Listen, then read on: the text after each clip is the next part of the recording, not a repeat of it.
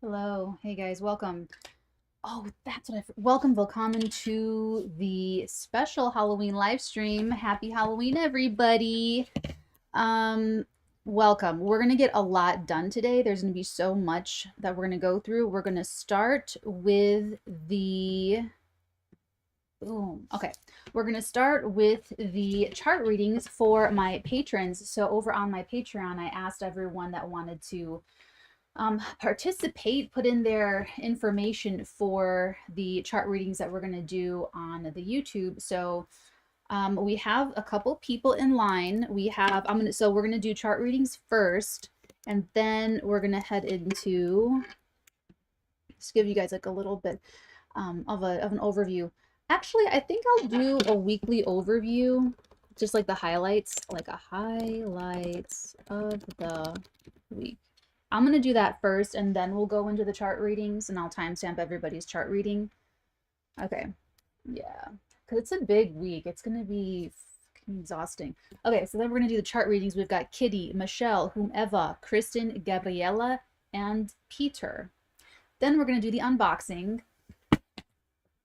Got the box right over here. You can see that.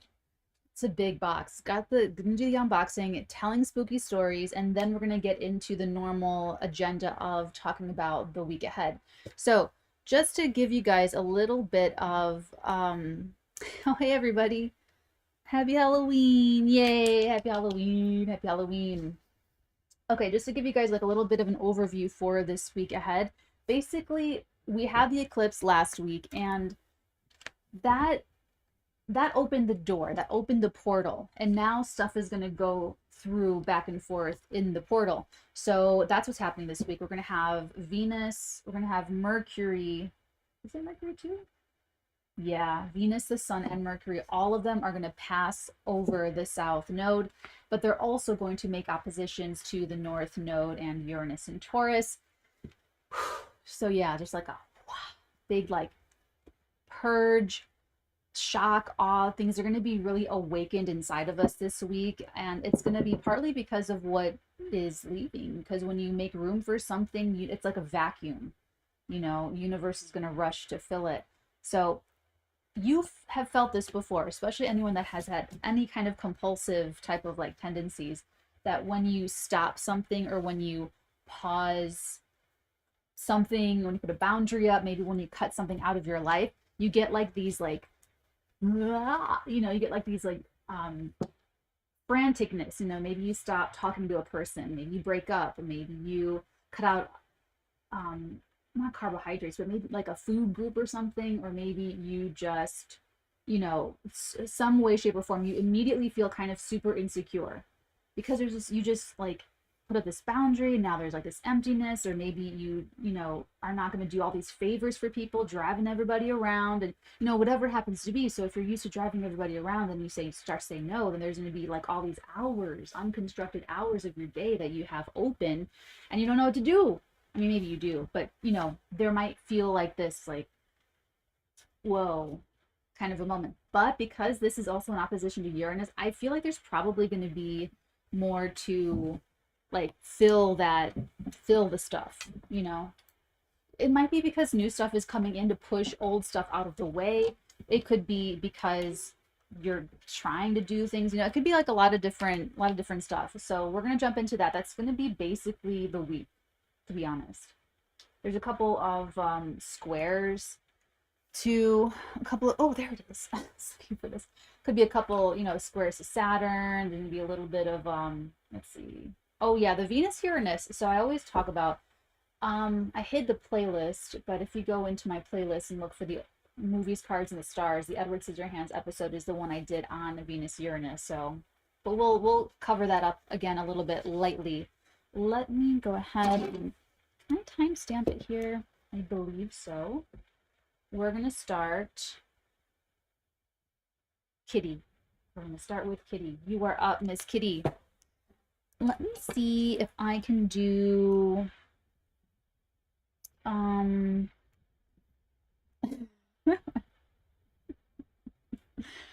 okay. So Welcome, Kitty. Welcome, my patron. Okay, let's take a look and see what she's got going on. All right, so Kitty, we've got you here. Oh, I do have it set to whole sign house system. That's right. That's right. I like to do Placidus. I kind of do the blend. So I like to visually look at Placidus, but I can also do it in my head when it's like just to apply the whole sign-ness to it. Okay. All right, Kitty, you're up. Let's see what's going on. Kitty is, ooh, Kitty's got her moon. I haven't looked at, I barely finished. I'm still waiting. I just sent out a request for someone's information, but I just put in all these charts, and it's just another story for another time. Oh my God, Kitty's got her Aqua Ascendant. She's got her moon in Aquarius. Love you already. 2-degree. I have a 3-degree Aquarian moon, so we're just like, boom. Okay. But look at this. She's actually, sorry, that's the that's a transiting moon in Aquarius. God, that's such a ditzy moment that I just had. That's very Aquarius, by the way, too. She doesn't have her moon in Aquarius. She has her moon in Aries down over here in her second house. Probably been yelling at me. It's 20 seconds. I know I don't. But we do have that Aquarius ascendant, so I still love you to pieces. Now, she also has her sun in Scorpio. So even if we're just going by like the whole sign house system, we already know that they're squared by sign, even if they're not squared by a degree. That sun in Scorpio, that's a lot. Okay, so she's got her sun in Scorpio with Jupiter and Pluto in Scorpio, Mercury, Venus retrograde, very interesting. All that in Scorpio, very visible at the very top of her chart. So that already just tells me that her identity and how she's funneling and channeling her energy to everyone around her is really, really important to her. This is someone that cares about their reputation, they care about their status, their standing. And even if they don't, if they find that it's just out there, it's just on display, that maybe other people care about it or other people project onto her what they want her to be. But that Aquarius ascendant is going to say that in her personal relationship, she very much wants to be her own thing, especially because she has a moon in Aries. That's just kind of where I start. Is I start with the sun, moon, and ascendant to just get a feel for the person. Because even things like Venus and Mars, they are Mars, how we get things, how we want to get things, our motivation, our drives, and how we individuate, how we cut ourselves apart from the collective. They're important, just like the interpersonal planet. Mercury is important, but it's the big three that are going to give you the best roundedness of like who a person is and what their cosmic signatures and how they're channeling energy really, really is primarily. So sun in Scorpio, ascendant Aquarius. So if you have an Aquarius sun, moon, rising, like you just have ditzy moments. That's just part of our life. Okay, so but what's going on? What is going on in her life right now? So look at down here. Look at that south node in Taurus. That tells me that she's going to have her north node in Scorpio. And if you can see up here, the south node is in Scorpio right now at 13 degrees. And she's got her south node at 14 degrees. So this has been an extremely huge year. When you go through your nodal reversal, it's kind of like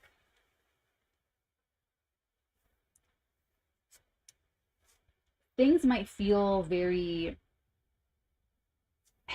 you might feel like you're totally on your destiny, like everything's going great, but then there's another half that is showing you that you're not. So it's kind of like a very mixed feeling, and you still will feel like things are very out of your control, but when you go through your nodal return in the next cycle, in the next wave of it, then you feel more like everything is in chaos, everything is maybe coming undone, everything is really crazy, but I've got it under control because I've got myself down. If that, okay, so you'll still feel the chaos, but you'll feel like somehow it's all just exactly as it's supposed to be and that it's all working to your benefit. So you're going through your nodal reversal, and these are very consequential points. So Kitty, everything happening in your home life, in your career space, career changes. Oh, hold on. That's a lot. Yes, it is. Forgot to check the chat. How did I message it? I put it up on the Patrons for the, I think I might just do this like every month. This is kind of fun. Hey, happy Halloween, Capricorn. Funny because my nodes are the exact opposite. Okay. Yeah. See, I should have checked the chat, because she says her moon's in Aries. Okay, so Kitty, there's every area of your life is being really activated and poked at and stimulated right now. Your career, your home status, your relationship status, your personal identity of how you see yourself in all of this. All of it is like being shaken up. Okay. Now, what the challenge is going to be for you, because you have Saturn going through your first house and you're about to go through your Saturn return, it's kind of preparing you for that. It's giving you a little bit of a taste whenever the planet is in the sign before the planet that it's in. So for you, it's Saturn in Aquarius, because you're going to have your Saturn return coming up. It's very uncomfortable. It's very discomforting. So it's not like the standard guidance of learn your lessons, do Saturn lessons, be as responsible as possible.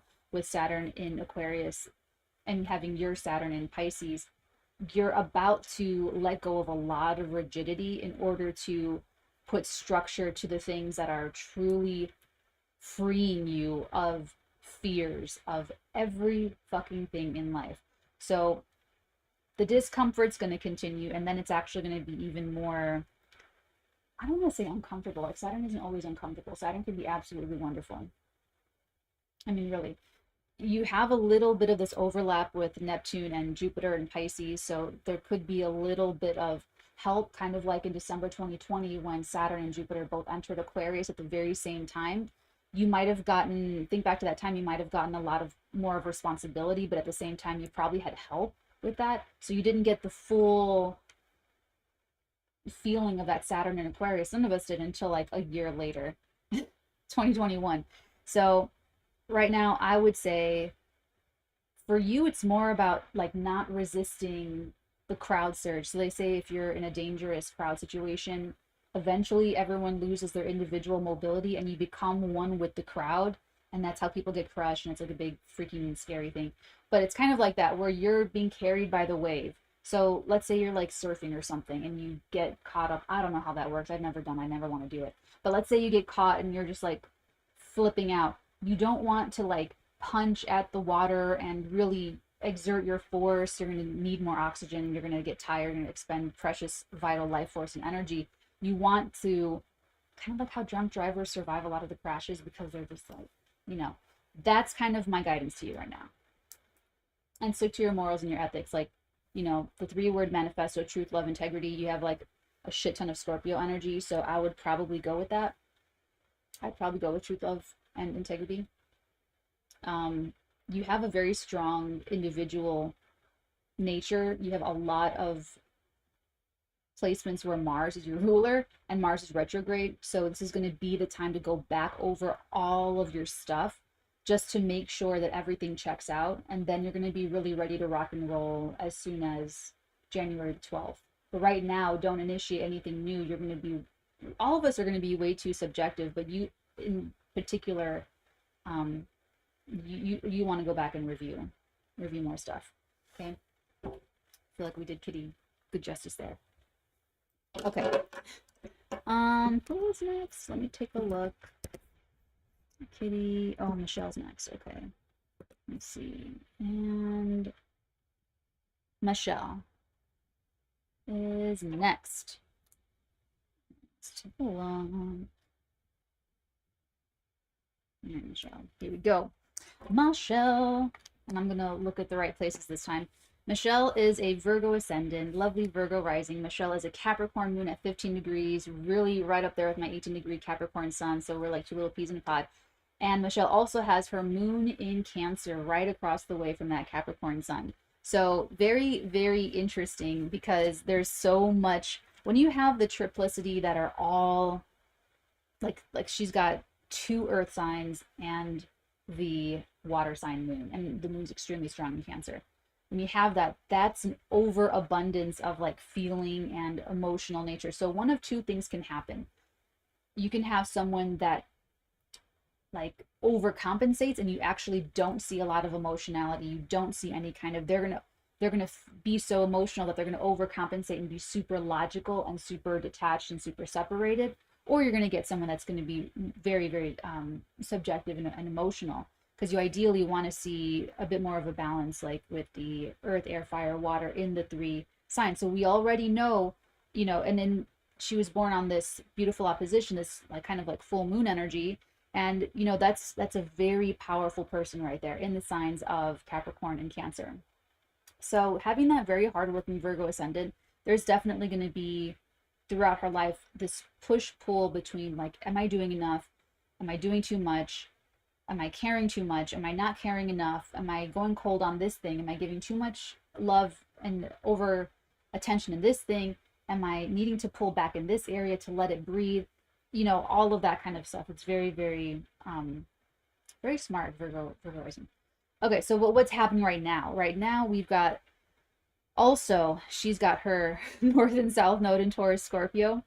And for her, she's got the North node in Scorpio. So again, another nodal reversal. So things are topsy-turvy. It's a little bit, I'm going to say, let's see, she's got her, that's in fire sign. That's, so looking down here, like this is someone that, if you have Mars in your 4th house, Mars is the ruler of her 4th house. She's got 2 other planets in the fire sign in her 4th house. That's like a very active home life. Now that can be you work out of your home, you're like shipping things in and people are packaging over here. It could be that you work from home on the computer. It could be that there's always people coming in and out of your home. Like maybe you're that neighbor that everybody goes over, all the kids go to that house, and you know, like a lot of foot traffic. But it can also mean, especially with Mars down here, conflicts and strife, arguments, disagreements, and fights. You know, that might be part of your family dynamic where everybody fights, but it's a little toxic, so it's supposed to be like okay, you know. So with this Mars retrograde, Mars is retrograding in her 10th house. It's interesting because she has an interception, which means that Gemini does not rule its own house. So you can read this for both. You can read this for whole sign and you can read this for Placidus. I don't have extremely strong feelings one way or the other. Go as you're guided. Maybe one day one thing works, maybe one day the next thing works, maybe one day it's a blend of both. Go as you're guided. So that tells me that this 7-month period is going to open up so much for Machelle in terms of her as a parent, how she sees herself in society. Does she recognize herself as being married or unmarried or single or a parent, a new parent, an empty nester, a career person? You know, all of those things, her relationship to her parents, reanalyzing all of that. It's going to bring in everything from both her family and home and living situation could be changing. So she could be changing things not only in her family life, but maybe even in property and negotiations and real estate because of how she's reconnecting to her own sense of authority and individuation, because Mars is the individuator. Mars is what helps us cut against the groups that we're normally very happy to be associated with because of what we believe in, because of our convictions. So Michelle's gonna be reconnecting with that. You know, don't start anything new in the career though. Machelle, don't start anything new. This is the time to go back to things that maybe you were working on or thinking about as early as August, but doesn't have to be. Okay, doesn't have to be. Let's take another little look here. So yeah, all this Scorpio energy. So for Machelle, that North node in the 3rd house and the South node in the 9th house is a really good analogy to the Mars retrograde, because this Mars retrograde for everyone is going to say, like, we don't know everything. We don't know it all. This Mars retrograde is going to square Neptune a bunch of times. The whole thing. So for Machelle specifically, that Neptune's in her 7th house. Now, Virgo, Sun, Moon, Risings, you listen so much. Let me if I can do this freaking thing. Listen so much, you guys, because this, oh, I didn't have that the whole time. Keep listening. I'm going to say it soon. I'm going to say it right now. I just have to put this up so that everybody knows if they just stop by. Okay. Virgos, your people, your one-to-one connections, whether this is a lover, business partner, or family member, best friend, open enemy, they will have to be Piscean in nature, which means they're going to have drug issues. They're going to be alcoholics. They're going to be liars. They're going to exaggerate. They're going to overpromise. They're going to be creative. They're going to be very spiritual. They're going to be nebulous. They're going to be escapist in some way, shape, or form. Or they're going to be a freaking, like, Jesus person.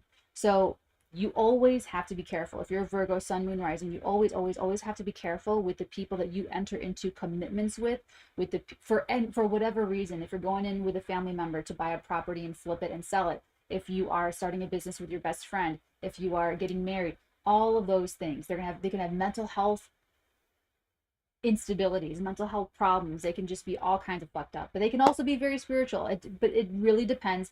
But you also, in relationships, will act more like that. You will act more like a Pisces. And that's one of the things, is that when people meet you and shake your hand, you're the Virgo rising and you're very detail oriented. You're very clear. You know what to ask and where to look for the information that you need, and you're very specific. But when you're in a personal relationship with someone, they see another side to you that could be messy, all over the place, difficult to pin down, wishy-washy, flim-flam. So if you pick a partner that is like annoying to you, or someone that you don't like, or they're like, whatever it happens to be, it's going to even more so reflect like you. So if you're trying to get down on your partner for something, just check to see if that's in you first. This is even more for you because you're going to have this very long Mars square to Neptune in your 7th house, really messing with that discernment that's already sort of freaky to discern with. You know, Pisces is the most boundaryless, difficult to grasp, like fucking smog or some shit. You know, like it's the most difficult of all the mutable signs. Like Pisces, that energy in all of our charts, it's just slips right through your fucking fingers. And you're gonna have Mars, the aggravator, that ruler of your 4th house. And especially for Machelle, because she also has Neptune in Pisces. Neptune is the ruler of the 7th house in her 3rd house. So the mind, the judgment, the mentality, the speaking, this could be like, it could be a lot of different things. It could be that Machelle is going to be challenged to dispel projections that people are projecting on her in the workplace. Or as a parent, the kid could accuse her of certain things, slander her. The job can do that. It could be her one-on-one partnerships, her relationships. It could just be very difficult to discern who to trust right now. Because it's looping. That's what I'm trying to say. Looping everything in it together. So what would the guidance be? Definitely don't jump into any new relationships or make any new commitments if you can at all help it. It would need to be someone you've already established some kind of contact with. And I like this for going back to work with someone on a project, to go back to a job you've already had, to go back and just go through how you are as a parent and really analyze, because you could be making some big changes in your relationships, in your home life, property matters, and as a parent or marriage partner, or in your career.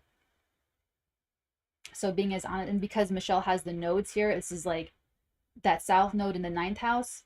We have the flip node. So I have my north node in the 9th house and my south node in my 3rd house, and Machelle has her north node in her 3rd house and her south node in her 9th house. So for Machelle, she's got her south node in Taurus in the 9th house.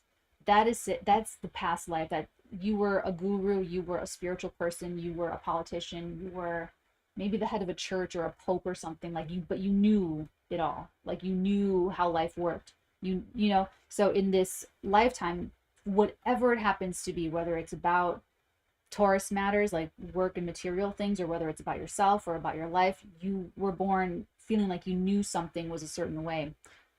We're not making a judgment on it. But your north node in your 3rd house is saying that you're going to want to open that up. You're going to want to take in new information and take in new perspectives. So you have a little, this is going to be more intense for Machelle next year, at the end of next year, when the nodes get closer to her 8-degree mark.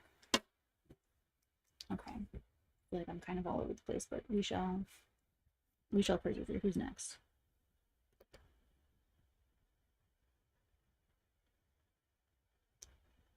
Whomevaa. We've got Whomevaa that is next. Okay. Let's take a look. What am I doing here? You know about Roman. Oh, Whomevaa is a Cancer rising, just like me. Oh, wow. So 𝚑𝚘𝚗𝚗𝚗 has got that Cancer rising, moon in Gemini, just like my Virgoan mother. That's really interesting. And 𝚑𝚘𝚗𝚗 also, oh my gosh, look at all this Aquarius. It's like that TikTok sound. It's like, 𝚃𝚑𝚡𝚗𝚡, yes, above. And it's always like on a cat or something. Okay, 𝚑𝚘𝚗𝚗𝚗 is a sun in Aquarius. We love her already. Venus, Mercury, Jupiter, and Uranus all in Aquarius. This is the coolest person I've ever done a chart reading for. So, and all of that trines her Gemini moon in her 12th house of secret sorrow, self-undoing. The moon's really important because it's her chart ruler. So this is interesting because she has masculine dominant energy. Look at that. Look at that Mars retrograding right on her moon. Okay, so for all Cancer, Sun, Moon, risings, with this Mars retrograding through our 12th house, it hit me so hard. Like, 𝚑𝚘𝚗𝚗𝚗, I don't know how you felt yesterday. Aw, you're here. Okay, cool. So 𝚑𝚘𝚗𝚗𝚗, like, I felt it so hard yesterday. Like, I slept for like 14 hours and I woke up at 3 o'clock in the afternoon. Whole day was fucking shot. It was a breakdown. It was the world. I'm an astronaut. I'm ready to lift off planet Earth. Like, I'm ready to escape. I'm ready to not be here anymore. So I don't know how you're feeling, but it's gonna be okay. I totally believe that. But seriously, like, this is on your moon, so that's even more intense. So if you're feeling, there might be some breakdowns that like do need to happen over this time between now and January, but it's always like breakdown to breakthrough. Another one. So you have another interception, just like Machelle, with Gemini specifically. And this is in your 12th house of secret sorrow, self-undoing. So the Gemini never really has its own expression anyway. So this Mars retrograde is going to really make you aware of a lot of things that you were not aware of previously, specifically.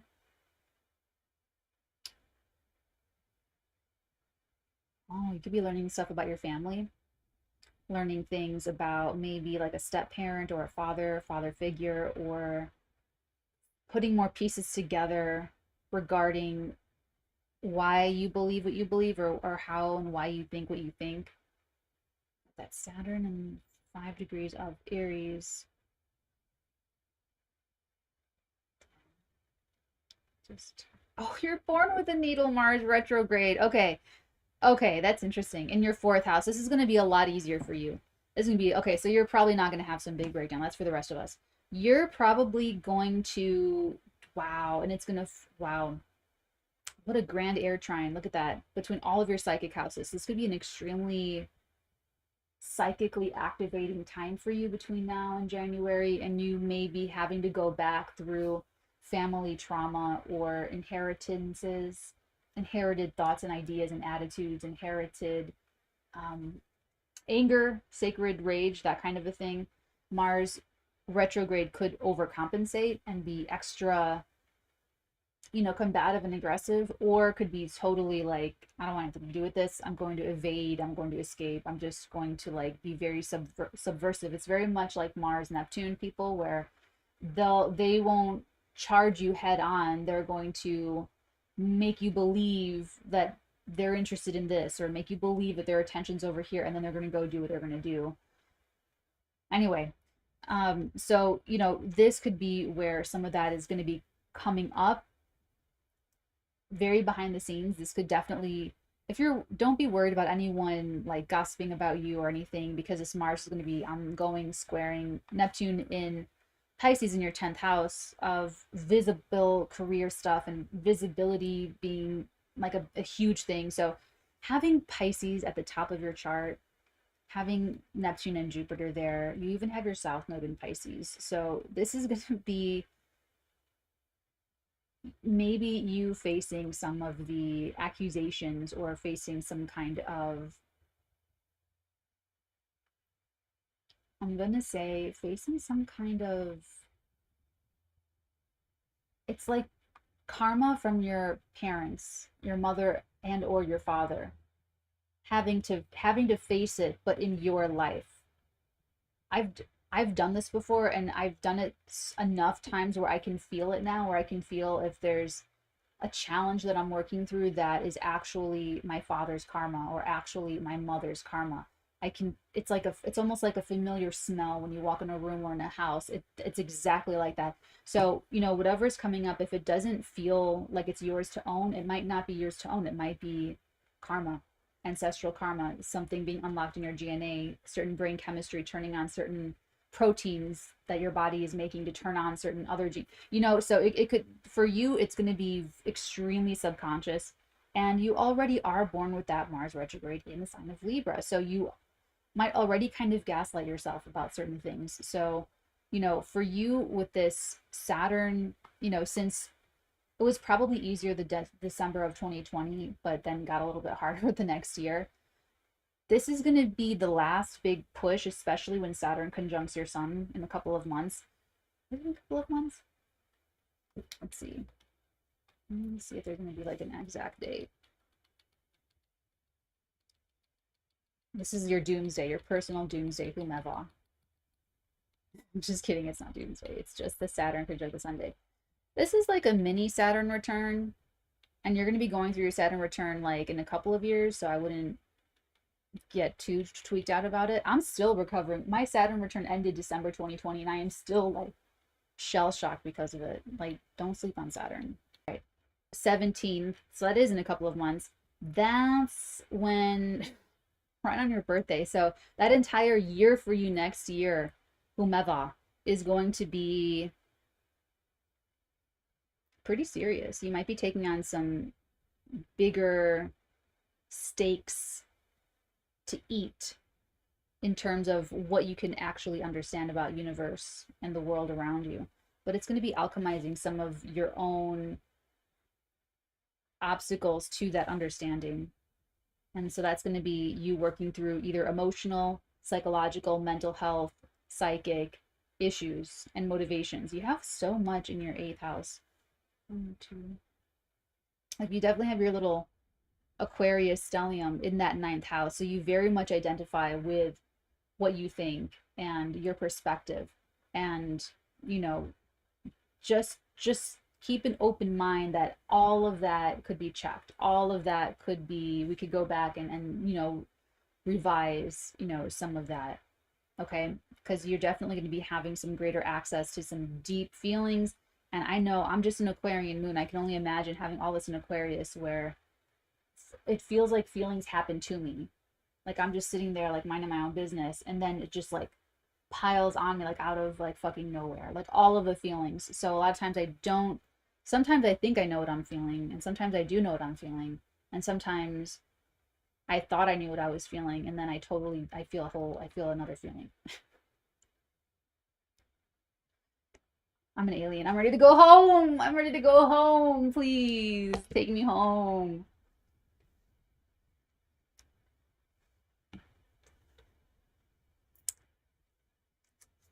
This is matcha green tea latte with almond milk.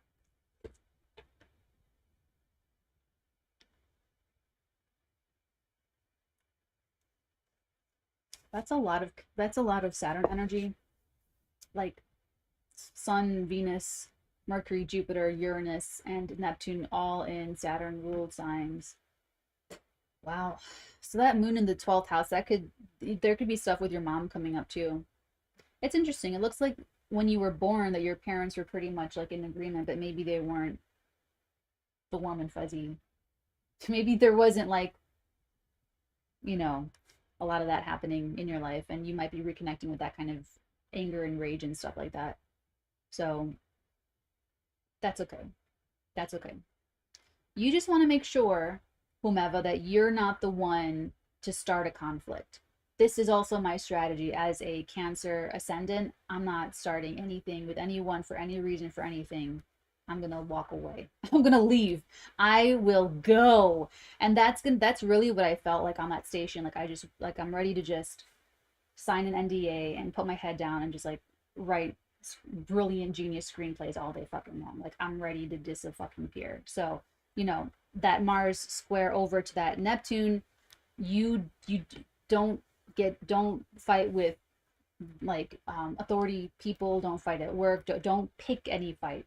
I don't think you're gonna want to because you're born with that natal Mars retrograde, but really search your soul, because you might need this Mars retrograde to reconnect with your rage and to reconnect with your anger, so that you do something about it, so that you stand up for yourself, because it might be a problem of yours that you just don't, especially being a Cancer rising. Like, you know what, guys, we're so fucking sensitive, and people just think that we're like the biggest babies, and like sometimes we are, but it's like just not really fair. It's not fair. So, you know, this might be just you reconnecting with your own sacred rage. And if you really are, you know, really look at the situation that you're in, like if you really are, you know, suffering and being hurt, and you know what I'm saying, like Mars is one of the individuating planets, because if you don't fight for anything, you don't have a personality. If you won't fight for anything and say, this is what I stand for, this is who I am, this is what's right, this is what I care about, you have no fucking personality. You're not a fucking person. You know what I'm saying? So Mars is one of the ways how we define ourselves.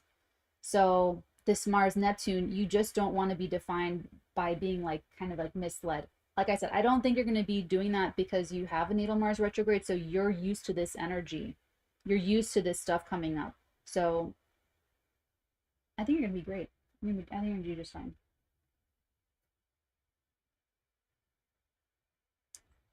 Okay. All right. I think we did good. I think we did good with that. Let's see. What else do we have? Okay. Kristen. Kristen's up next. I'm loving this Halloween costume. God, okay. Let me just do, I should do this. Hold on. Let me just put this like that and just really give you the full freaking, look at how freaking cool this costume is. Look at, this is like a little pocket. This one is not a pocket. Look at, look how cute. Guys, I honestly don't want to wear anything else. I want to get like 10 pairs of this, and I just want to, you're very welcome. I just want to get 10 pairs of this and then never wear anything else ever again. I freaking love it. I really love it. I really do. I don't want to wear anything else. I just want to wear this astronaut Halloween costume like the rest of my life. I might do it. I might do it. Kristen's next. Okay.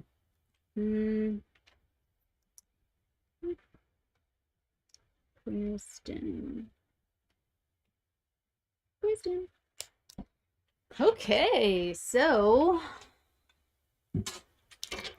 Kristen, we've got is a 0-degree Cancer Sun conjunct her Mercury. She has her Sagittarius ascendant, and she's got her moon in Scorpio. Damn. Oh, and she's got that 17-degree Scorpio Pluto. 5-degree Saturn retrograde. And all right, Kristen. So it looks like a couple of years ago, when was that, like 2018, 2019, 2020, was probably a super big time for you in terms of your relationships, your money, what you share with other people, and probably really big, especially if you do anything like online the last couple of years, because then the node shifted. I'm looking at your South Node and North Node axis, 19 degrees of Cancer Capricorn. Now, because you are Sagittarius ascendant, this is pretty interesting for you with Jupiter retrograding. This is all going to be very positive for you.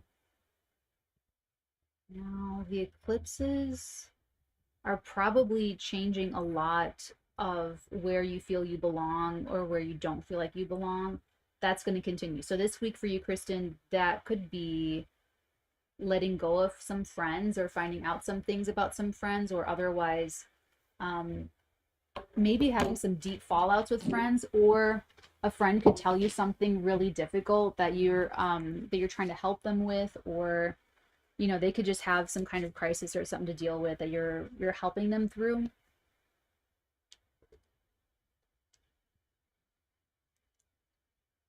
Just be careful, because Mars is retrograding, right, toggling your descendant, and that's going to be in this long square to Neptune in your third house.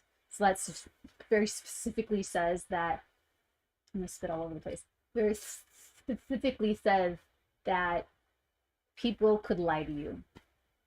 And they could lie to you on accident, they could lie to you on purpose. Specifically family members, because Mars is the ruler of your 4th house. Mars is also the ruler of your 11th and your 12th house. So it could be family and friends and one-to-one partnerships that are lying to you, or where there's just unclear communication. And be very careful of things that are said that could be taken different ways.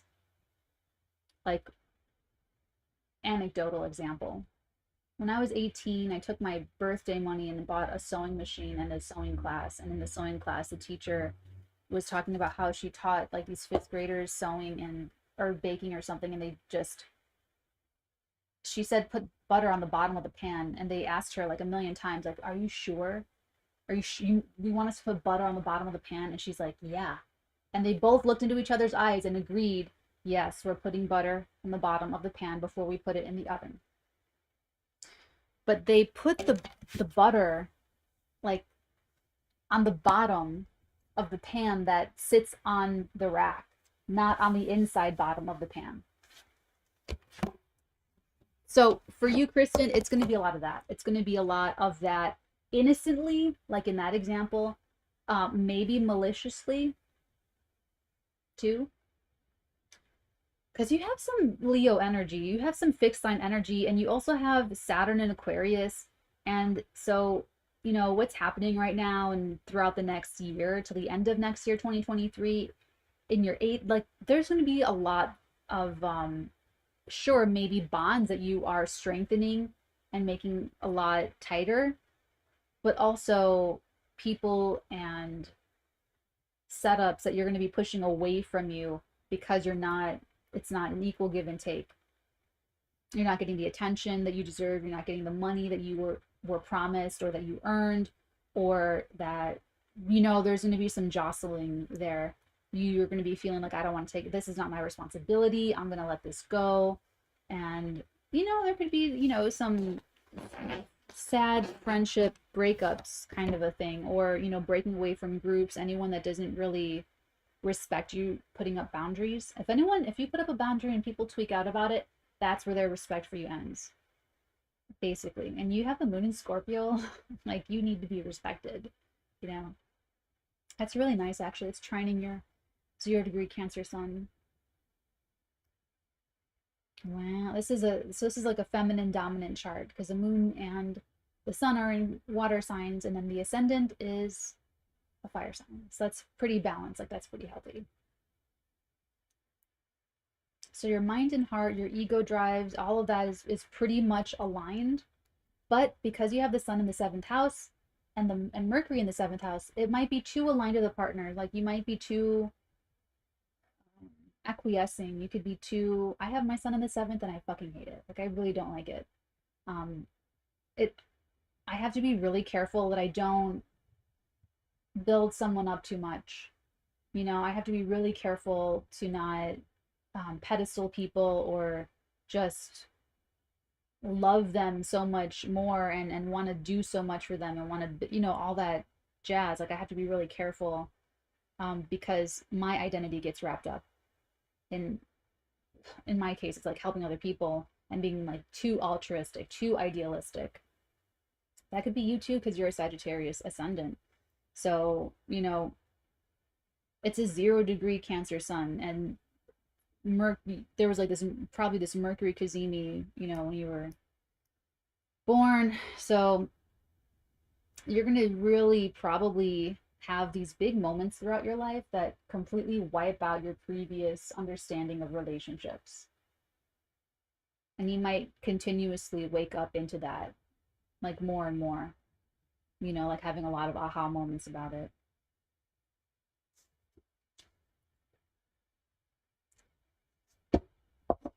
But what's going on right now? I think it's really just your Mars retrograde you should be really concerned about. So anyone promising you anything between now and January 12th, don't believe it.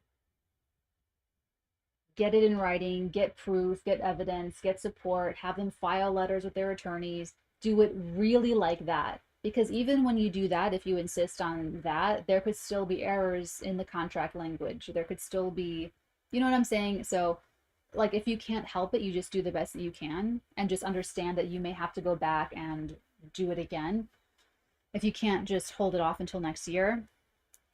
But this can also be digging up a lot of insincerity in communications, also with your siblings and cousins and neighbors and your local community, your local neighborhood.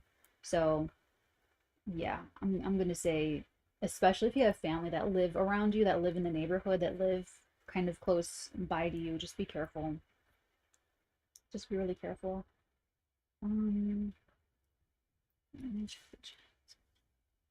Cancer rising. I'm Yay! Yay! Okay, so yeah, this might be my new thing. I might just show up every day. This might be the the social media costume outfit uniform is what I'm thinking of. My social media uniform. Okay, I think that's what I want to say. But what I do like about this, one last thing, Kristen, is that, you know, yeah, everything's going to be, you're going to be maybe getting rid of some friends or not really associating with certain people, or even just seeing your future in a very different way, in a very different view. But they're also going to be opposing Uranus and Taurus in your fifth house. And this is kind of what I'm excited for personally, is that, like the station yesterday, I just felt there's a scene in The Duchess with Keira Knightley where she has to let go of her baby and she has to, like, the baby has to like live far away from her, and it's just like this gut-wrenching moment. It felt like I was really far away from either like a story or like my heart. It just felt like it was gone. Like it just disappeared, and it was really upsetting. So, you know, it almost feels like everything that's going to be crossing the South Node for you this week, Kristen, in your 11th house, like, yeah, there might be, it's going to fall away, girl. Like, it's going to fall away really easily, like tender meat off a bone. But it's going to shock open your fifth house heart. So whether that's children, dating, love, romance, fun, pleasure, passion, you know, because like I even stayed up super late writing breaking stories, and like I still woke up that way, so I was like, god damn, you know. Oh, so yes, expect this week for you, expect some losses, or at least if it's meant to survive, then certain things in that dynamic cannot continue. So maybe you and a friend were always really jokey with each other about a certain thing, and then something happens and it goes too far, or something, and then okay, there was a big crisis, and you know you're going to be friends with this person, but you've already made the adjustment that you guys are not going to do that anymore. Does that make sense? It's going to be kind of like that. It's going to be kind of like that. And that in itself is probably going to be what opens up your heart to have more joy and to be happier. You know, it's kind of, and this is a very small scale, but it's almost like someone calling you a nickname that you hate, and then you finally correct them and say, and just really say, it has to be this. Like, you have to call me by my full name. I will not answer to anything else. You know, and make that hard stop. Because the eclipse coming, the other eclipse coming up is going to be T-squaring Saturn, which is going to say that there's going to be some kind of stop or halt or obstacle or something coming up. So you want to get as much joy out of this as possible. What else do I want to say? Is there anything else? No, that was it. Okay. Okay. Oh, let me check to see if Gabriela emailed me back. Okay, we'll give her time. And we'll go right to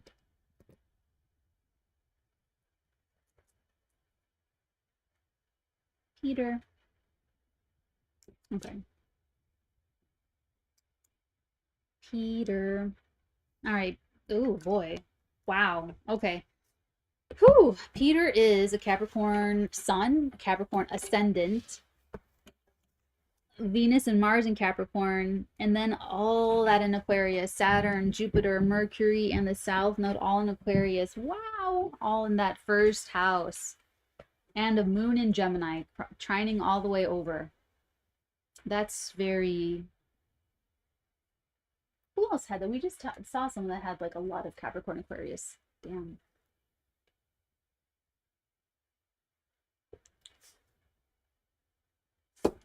The first thing that jumps out, the only thing to talk about, Pluto conjuncting his sun. This is something that not everyone goes through. When I went through it, it was so crazy. I was surrounded, the only people that I was really spending like a lot of time with were really, really powerful. And it was like overpowering.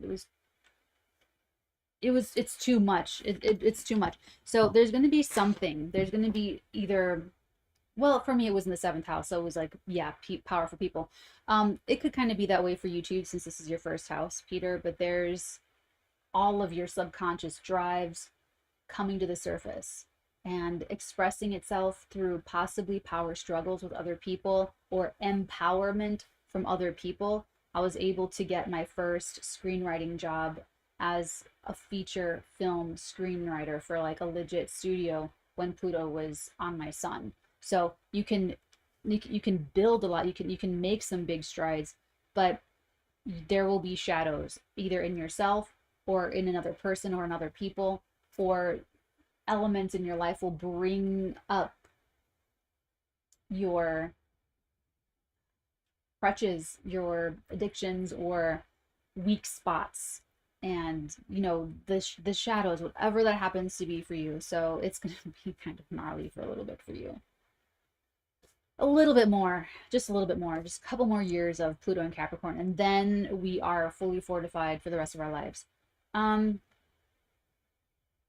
You're also going to be finishing up your Saturn return. I cannot even imagine, Peter, how hard this is for you. Going through a once-in-a-lifetime transit with Pluto on your sun. So ego death upon ego death upon ego death. And your Saturn return. This should be your second Saturn return.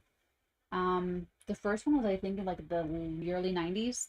So you can think back to what your life was doing and what was happening and what were the big challenges. Were you being audited by a finance court thing, like whatever it was that was kind of buckling you down and making you get really, really serious. You might have just been feeling, Peter, like you had to be the most serious one, the most responsible one. And, you might have just been feeling like, and how do I put this? It's like you have to see your fears face to face, and particularly in regards to relationships or fitting in with other people or reconciling your own individuality and gaining from it some form of confidence. So this could be that you're meeting some very karmic people at this time. It could also be that you are releasing and letting go of parts of yourself that prohibit you from connecting really fully with other people, because this 18-degree south node, north node is really straddling that line between your seventh and your eighth house. So this is how you form your bonds with other people. It's, do you share with others or do you not share with others? And you have all of this closer to your south node than you do to your north node. Like you have, see,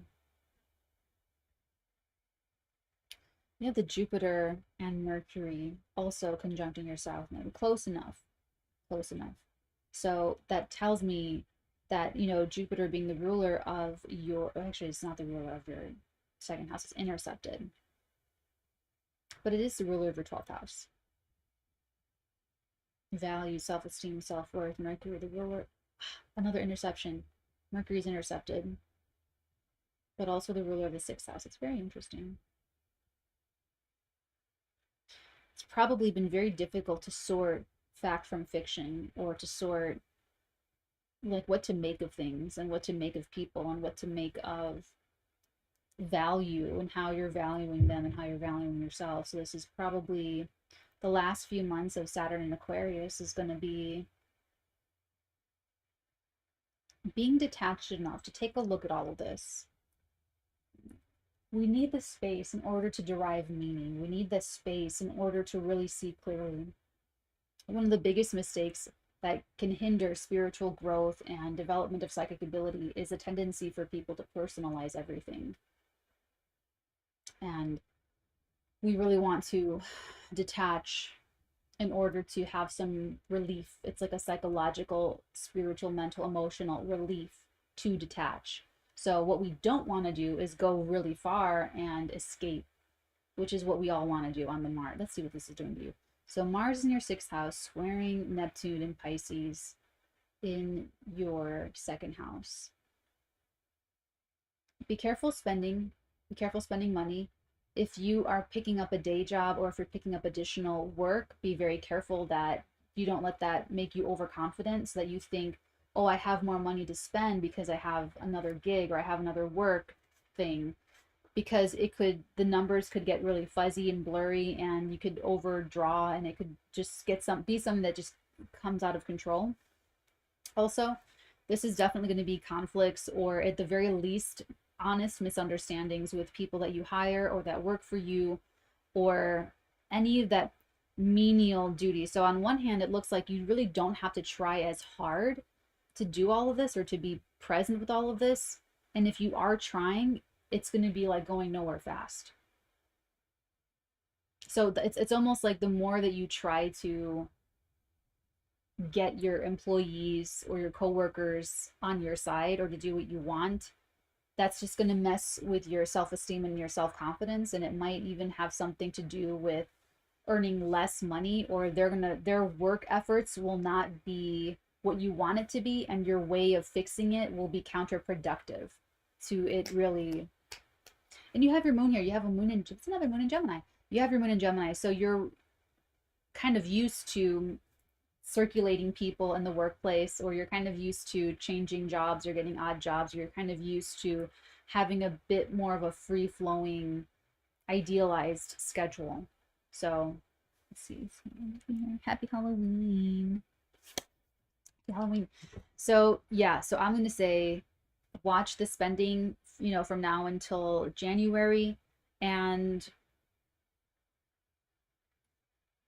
try not to pick any fights or be confronting with your coworkers, immediate supervisors, managers, people that work for you, hired hands, that kind of thing, because they're either going to, like, it's just not going to work. Like they could have like a mental health issue and they could just pop out.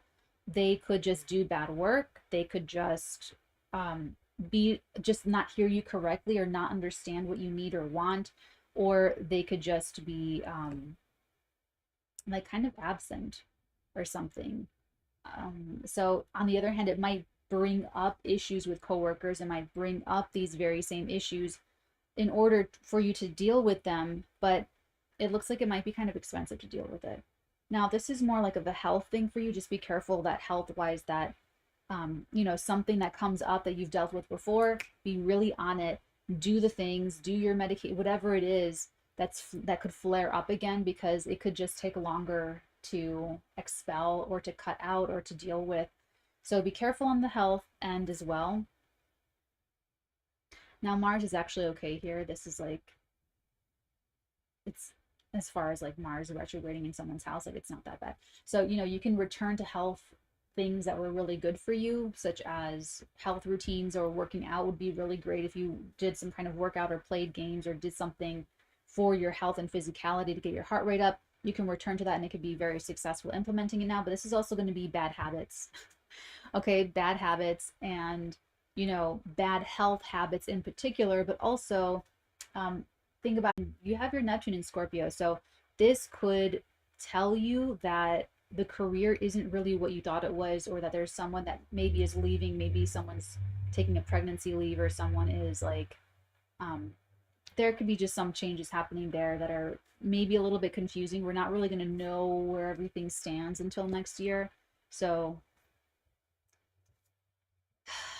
for you, you got so much already, but you're at the end of it. You're like near the end of it. It's just going to be like you've already gotten used to Pluto in Capricorn and Saturn in Aquarius.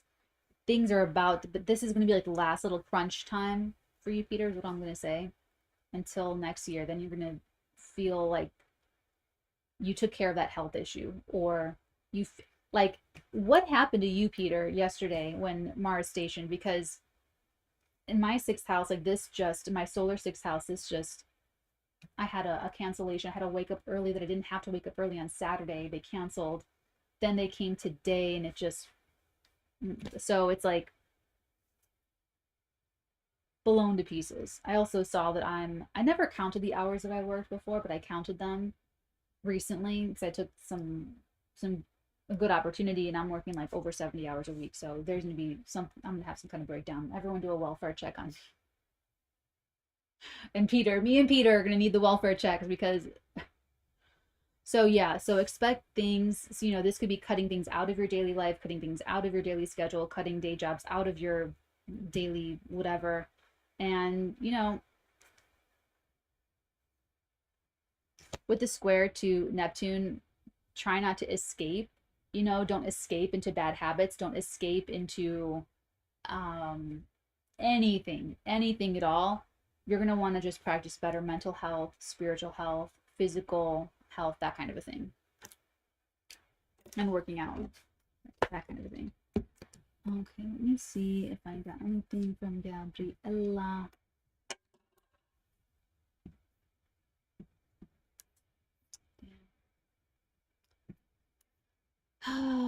What else? Okay, we're still going to give her time till the whole video. So I'm here. Okay, let's take a look at the unboxing, everybody. We are now at the unboxing. So it's a big box. It is a big box. Let me put this like over.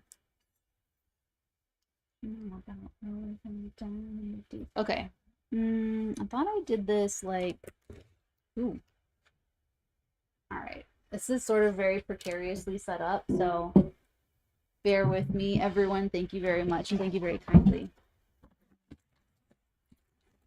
Okay.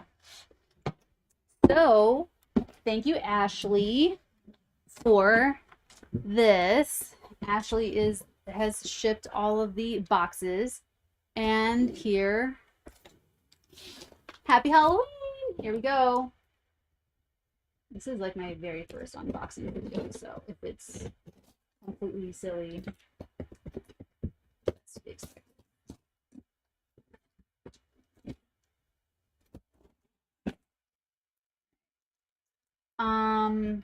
So this is a huge box.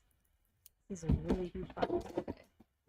We are unboxing the Halloween special edition Psychic Protection. This Mars square over to Neptune got Psychic War written all over it. All right. Ah! Here it is. Oh, it's heavy. Oh. Okay. So, POV, you ordered the box. Okay. POV, this is the box. This is the box. There she is. Woo. Alrighty. Here we go. Very protected. Love it. Oh my god, you guys. Look at this. Look at how much stuff you get. Ah, oh, smells amazing. Smells amazing. Look at all of that stuff. 6 months worth of protection. Ooh. Oh, is this this? So I told you guys I wanted this to be, you know, if you're traveling, if you are on the road. Oh my god. That is what you get. Look how cool.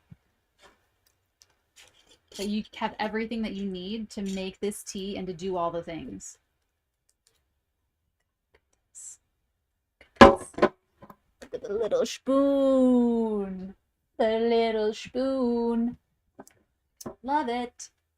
Love it. What else we got in here? It's kind of like Christmas. Is that Christmas on Halloween? Okay. It's funny, I kind of want to start talking about the spooky stories, but I shall wait for the timestamp. Oh. Oh, this is the tincture. Gotcha.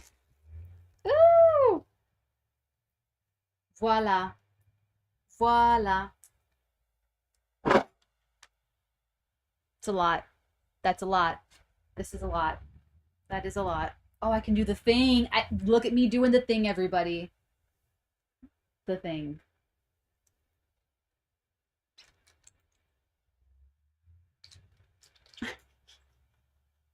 You know what I also figured out, you guys?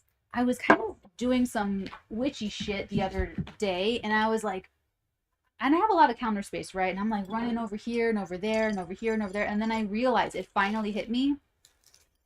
That's why witches have altars. Here I am running all over my house like a disorganized witch.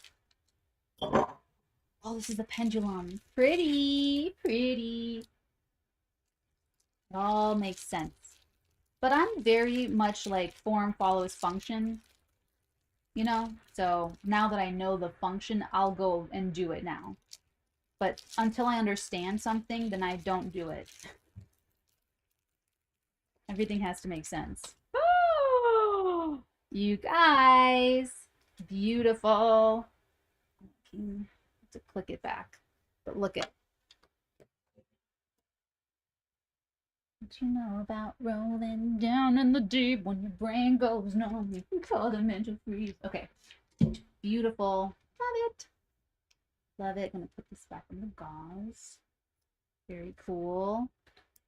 This was all in here too. And then last but not least, we do have the strainer, the tea strainer with the eye. And the beautiful little eyelash. Absolutely gorgeous. Love it to pieces. Excellent.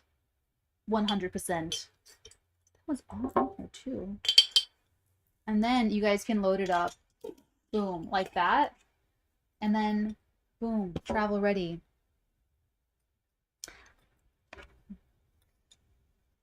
Okay. There's still a lot to go through. We do have the frankincense. My personal fave is using frankincense, cinnamon. I use like a couple of herbs like a million times over, and frankincense is one of them. God, you guys, this is the smudge guide. Look at that. You have freaking everything. You have the shell, you have the this is I mean 6 months. Think about it. It's a lot. The feather. You have the feather. I feel like I'm gonna make it now. This Mars retrograde, my 12th house of secret sorrow, self-undoing.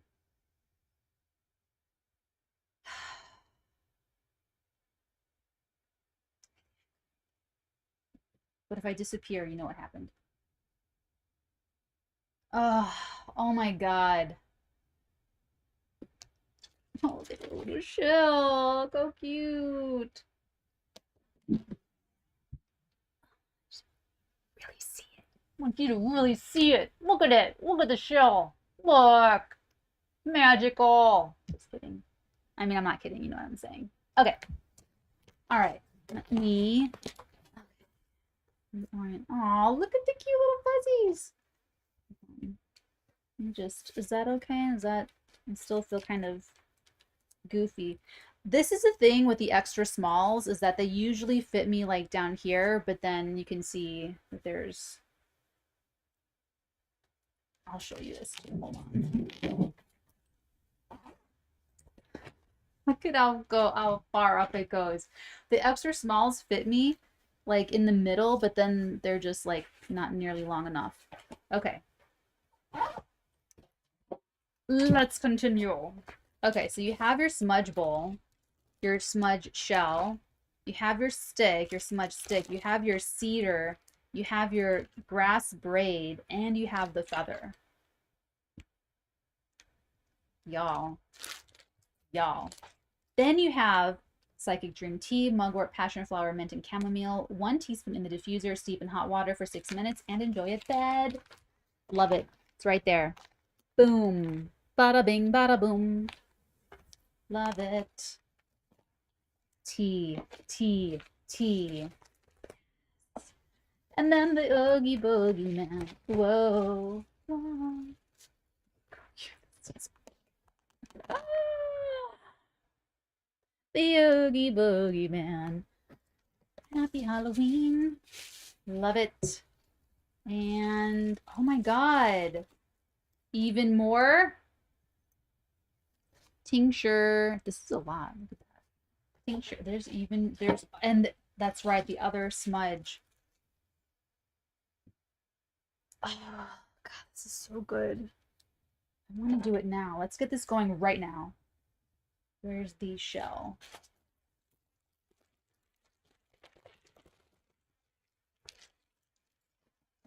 Let's see, which one do I want to do? Look how beautiful this is. It has part over here, and then you turn it, and it has this over there.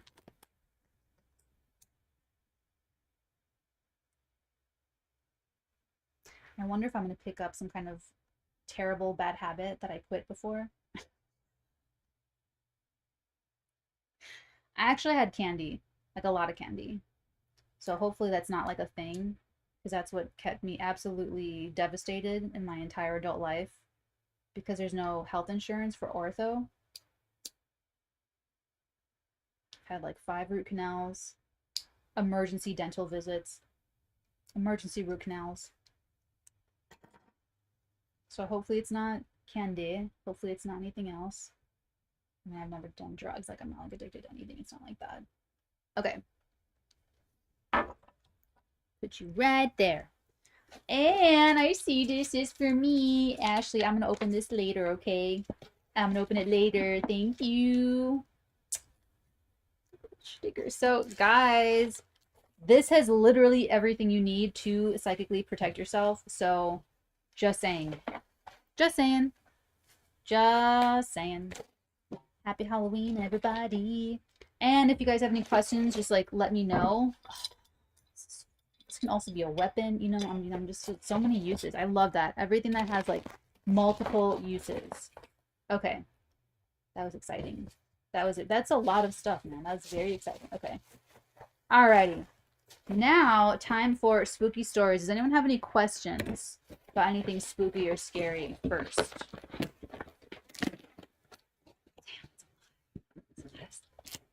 We went all out for this box, you guys. We went all out. Okay, let me just... Sorry, you guys are... Okay. Let me see if I can... Kind of want it to be a little bit more... No, I'll just keep it there. Okay. Spooky stories. Let me just find it. Let me just check into... See if Gabriela has sent me her birth time, just in case. No, not yet. Okay. Okay. Spooky stories. It is Halloween. So, spooky stories all have... Okay, here's what I want to say about spooky stories. So, you know the story of Frankenstein? How he was basically like this creation, this creature, and his story is actually sad because it's very sad.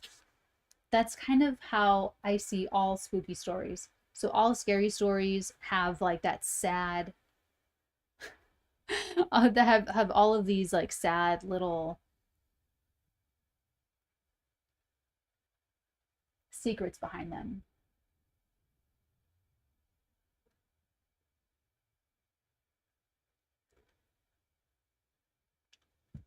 So when I was really little, I was obsessed with suicide. Like when I was like 3 or 4 or 5 or 6, and I would press the markers like into my chest trying to kill myself. And eventually I started to draw like with chalk like circles around me because I saw it I saw it in a little princess and I thought it would protect me. And it turned out that there was a spirit that killed himself through suicide that attached to me, and I was very, very small and I was very little. And that gave me the ideation.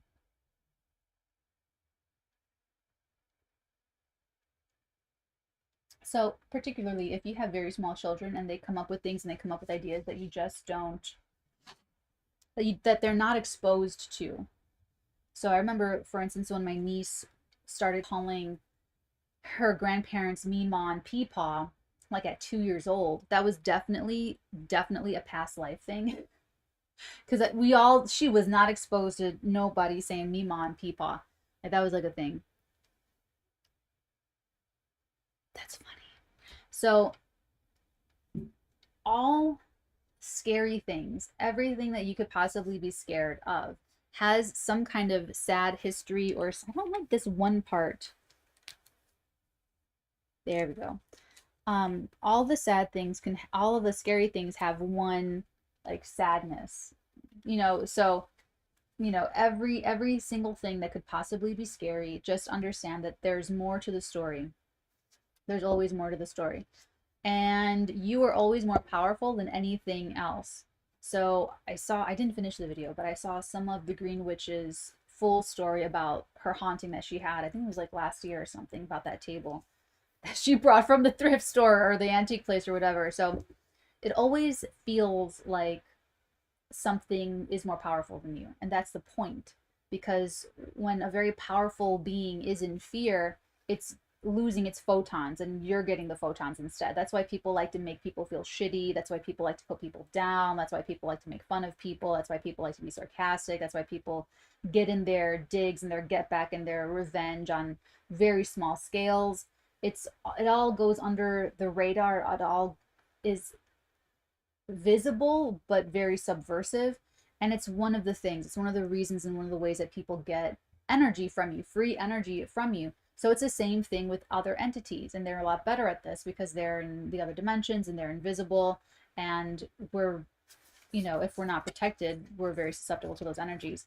So when you are experiencing something that's out of your normal realm, so for instance, all of a sudden you start to feel agitated or very annoyed by someone else in the household, and you're going to have to, when it gets really weird or really bad, that's when everyone puts their heads together and remembers, oh my god, I brought in that dish from the thrift store, or oh my god, that's right, I did this thing, or I had this, so it's like whenever there's something spooky like psychic attacks happening, you definitely will be going back. Oh yeah.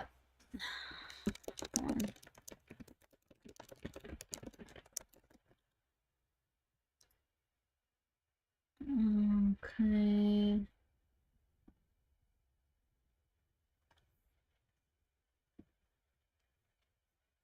All right. Gabriela is back. So I'm just gonna put in her.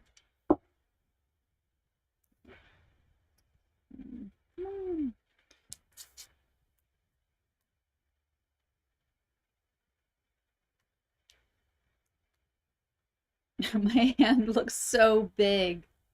It's because it is big. It's very long. Okay.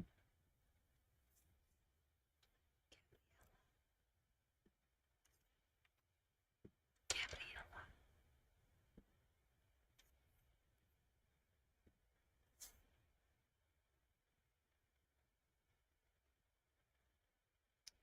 O'clock PM, she said. PM.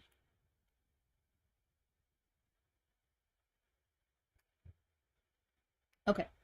I will be on standby because she's gonna tell us right now. So where was I? Anything that could be possibly, oh yeah, the scary story. So everyone's going to be, putting their heads together and coming back to the thing or the moment or the event or when they started to feel like something was off. Okay, so I heard another, as far as psychic attack, I heard another psychic put it really, really, really well. He said it perfectly. I forgot his name, but he said that it's a lot like when you eat something that gave you that made you sick, like you threw up, like a stomach flu or something. That could happen days ago. Like you can eat something and then throw up about it days later. So when you throw up, when you're super sick, you have the stomach virus or the stomach flu, you start to think back of every previous thing you ate consecutively to try and figure out what was it that made you ill, what was it that made you sick.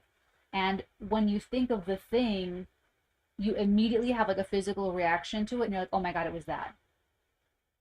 That's the same thing. It's the same thing with the psychic attacks, okay?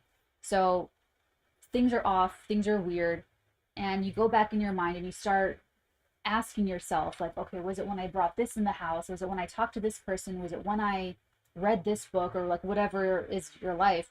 And you come upon the thing, and it's something, you feel something. You feel a shiver, you feel something in your gut, you feel something. Oh, there it is.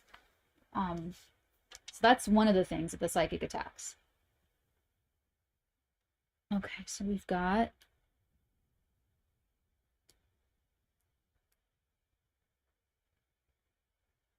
December 12th, 1974. 1974 in Mexico City.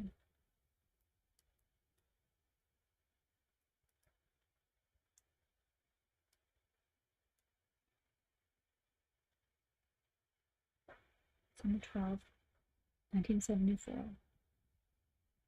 December 12th, 1974. Okay. Let's see.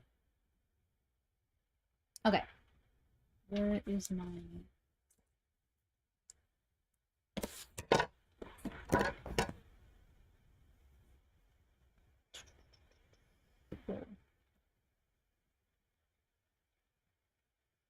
Gabriela is next. All right. Okay. So what does she have going on here? She's got, just back up against my pole here. Okay. Gabriela has, whoa. Dang. Okay. So we know that the last couple years have been really intense for her because she's a Gemini ascendant and she has her South Node at 10 degrees of Gemini. So she was definitely going through some huge relationship changes last couple years.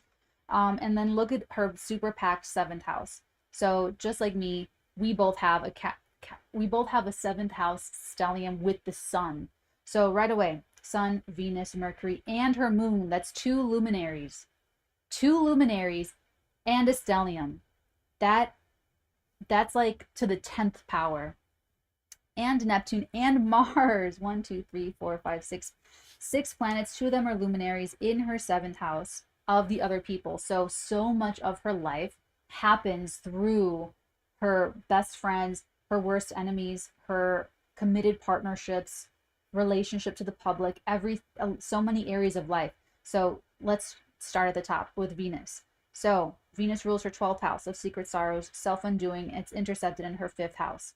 So we know that a lot of her subconscious drives and any of her maybe even relationships with women that could be particularly healing or egging her on to self-sabotage are through her partnerships. Okay. Now, the sun is also the ruler of her 4th house of home and hearth and kith and kin. So her emotional seat of stability, how she grounds herself, all of that goes to the other person. And it is the sun, so it is the identity. It's how she sees herself is through the quality of her relationships. Mercury is the ruler of her 5th house of love, dating, sex, romance, passion, pleasure, and her chart ruler. So she expresses herself. It's almost like where she wouldn't, like if she loves to paint, maybe she wants to go do the paint by numbers with drinking, like with the wine, and then they have the thing and you paint by numbers. Let's say she loves that, but she doesn't want to do it alone. She would rather go with someone to do it rather than go by herself and do it. Kind of like that. And then the moon. The moon is the ruler of both her 2nd and her 3rd houses. So her finances, her self-worth, her self-esteem, and how she thinks, again, to the other person. She's going to listen to that other person a little bit too much. And then Neptune is the ruler of her 11th house of friends, groups, and associations.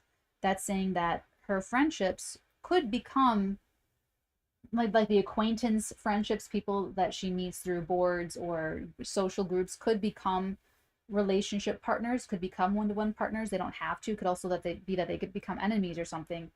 Mars is the ruler of her 6th house of daily work and routine and her health, but also intercepted in her 11th house. Wow. So what she's doing and how she, the conflicts with other people, I wouldn't be surprised if there were conflicts and issues with people in the workplace, or just like people messing up her day-to-day reality because of, maybe working with public relations or customer service, that kind of thing. So, you know, there's a lot of energy that gets expressed in that house whenever you have a stellium. So we both have this in the seventh house. So much of our life is revolving around or has to do with important people or other relationships. If she had the stellium um, in the third house, it would say that so much of her life is changed and transformed and progresses. It moves forward through very important pivotal meetings that she has, lucky meetings, right place, right time, benefits through the neighbors and the neighborhood, and people that know her family that really help her. But it's in the seventh house, so it's going to be all on Gabriela to choose the right people, to choose the right partnerships, to choose people that are worthy of her beautiful light, because this is a lot of fire energy. That's like very, very. Now, when you have a stellium like this, it does take on an affinity. So Gabriela has an affinity that's Libra, a Libra affinity. So yes, even though it's Sagittarius, when people meet her, they meet the Gemini version of her. They meet open-minded and very loquacious and easy to talk to, really easy to get along with. But if they enter into a personal relationship with her, they get much more of a dogmatic version of her that maybe they didn't see or expect when they first met her. That's not necessarily a bad thing if you're sharing your wisdom and your pontificating and your philosophizing with your other person. But if Gabriela chooses someone that is really dogmatic for the negative, and maybe they're just negative and pessimistic, or they have like really whack belief systems, she could be the one to fall on that blade. Okay, so what's happening right now?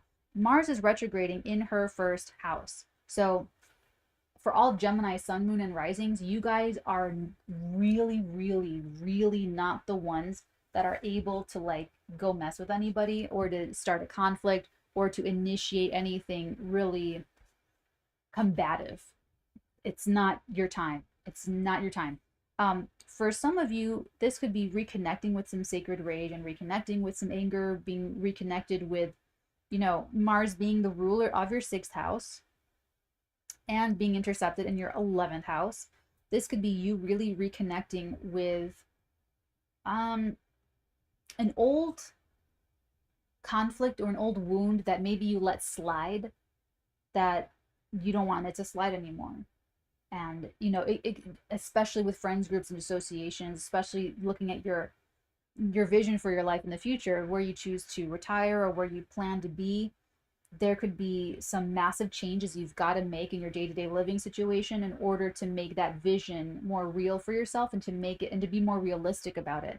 So you have to let go of some conflict. You have to let go of some, this is a lot of letting go of stuff in the sixth house. So letting go of petty conflicts, letting go of parts of your day that don't serve you, but it's also how you're showing up moment to moment. It's like when you're starting to come to in the morning in bed, are you stressing about everything you have to do for the day? Are you dreading everything that happened yesterday? Are you replaying the problems and the conversations that make you like really miserable? Do you start the day that way? Are you really sluggish or groggy? Are you like edging towards like lunchtime, edging towards dinner time, edging towards going to sleep? And like that moment that you're in, it could be really joyous and happy. And I love what I'm doing right now. I'm going to worry about that thing when I get there. Or it could be, I am so stressed out. There's so much to fucking do that I am not enjoying any of this. And it's all misery. That's really dramatic. Gabrielle, I'm being very, very dramatic here, but it's exaggerated to really get the meaning.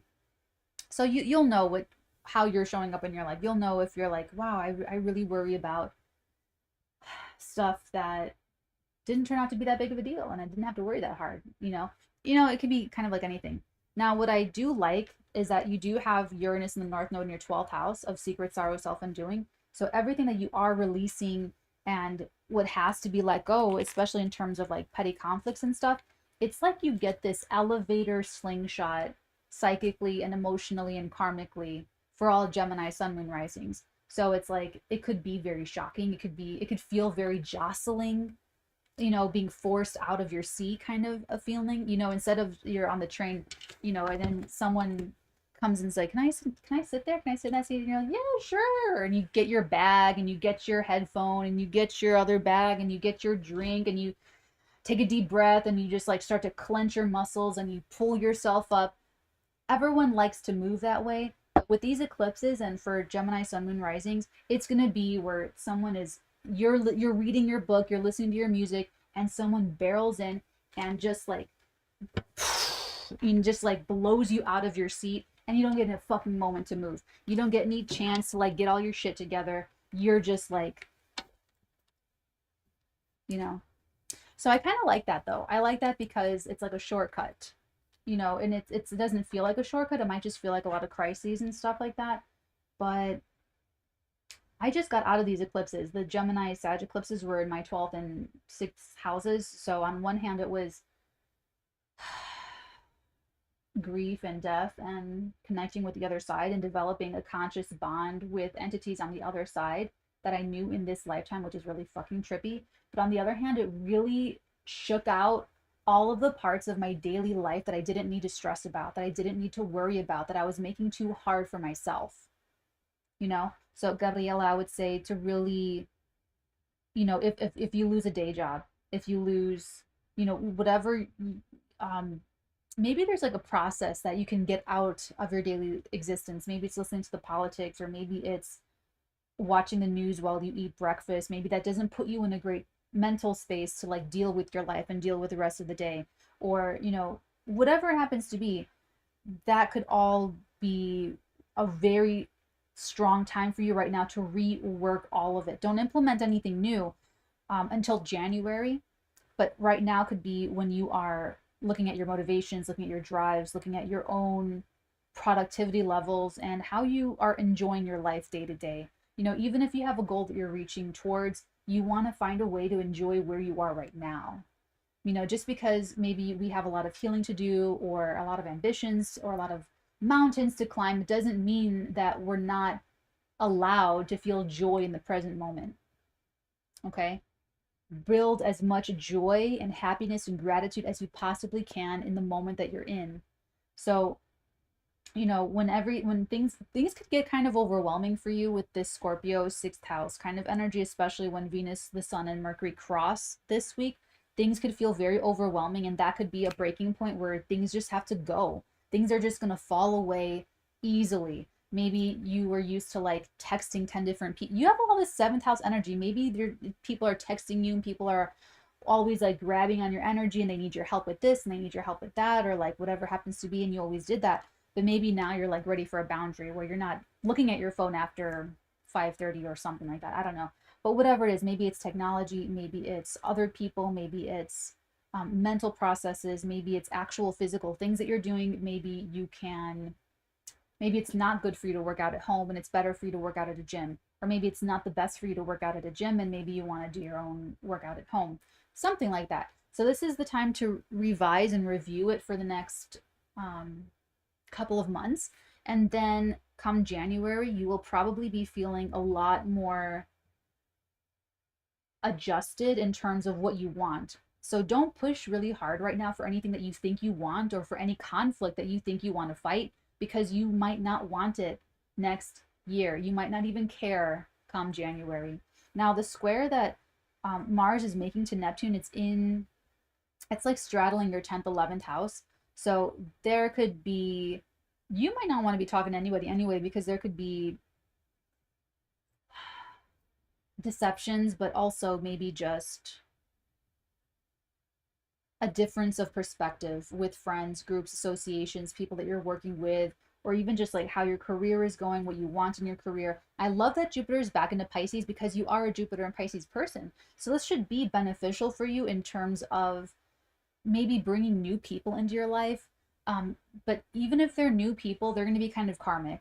So don't like enter a relationship with them until maybe like after January, because there's going to be things that are going to be continuously coming out to light about them, but it's really not even about that. This is really about you going inward and really readjusting the life that you're in as you experience it, not who you are for anybody else in your life or for your career or for your family, but really you for you, and making sure that you're as healthy and as, this is like a mental health thing for Geminis too, making sure that your mental health is in ship shop shape, making sure that you have great hygiene, like mental health hygiene, physical hygiene, spiritual and emotional hygiene, that kind of a thing. I mean, you're about to come into a career culmination type of a thing anyway, you know, with Saturn about to, it's going to be kind of a hard thing where you come into more, I think that was about, what did we say, like February 27th, I think, about this degree, because somebody else had that degree, Aquarius.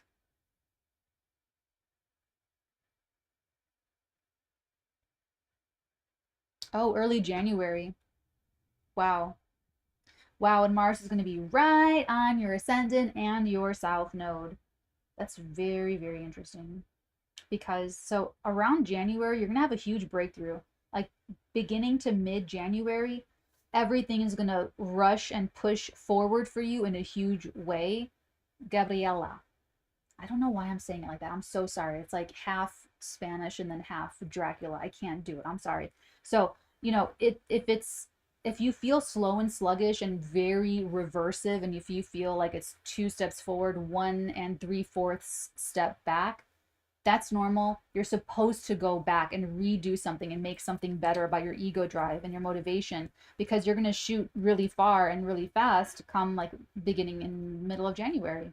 This could see you promoted, getting a new position, becoming a parent, or revolutionizing yourself as a parent, assuming more responsibility in some way, shape, or form. And it's like your ego drives are going to be way more corrected, where you'll have a healthier way of focusing on other people, a healthier way of choosing better people.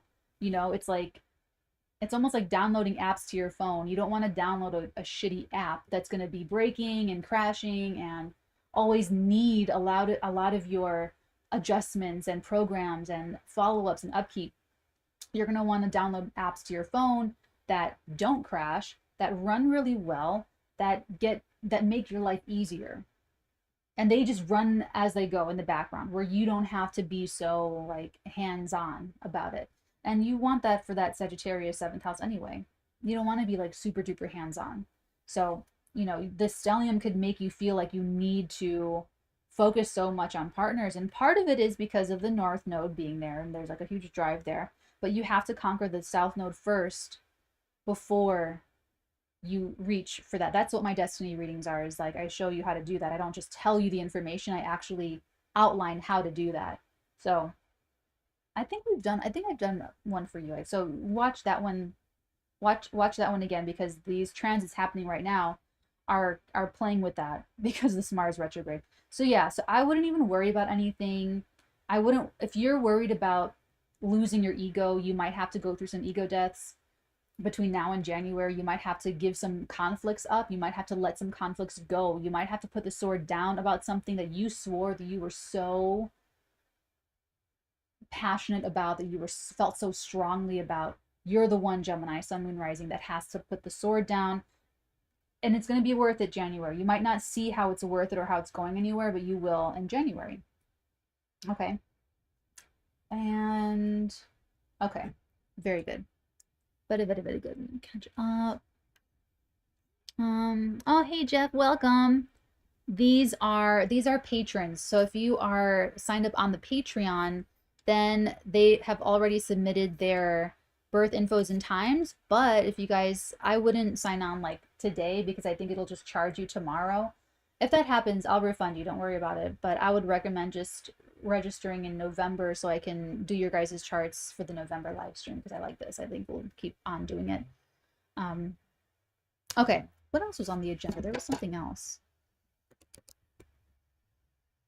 Oh my god, we have to talk about the week. Okay. That's right. That's right. Okay. How am I going to transition to the weekly? Let's see. I guess I can just stay here. We'll just so I know to timestamp it. Okay. Alrighty. Now we're starting. Let's see.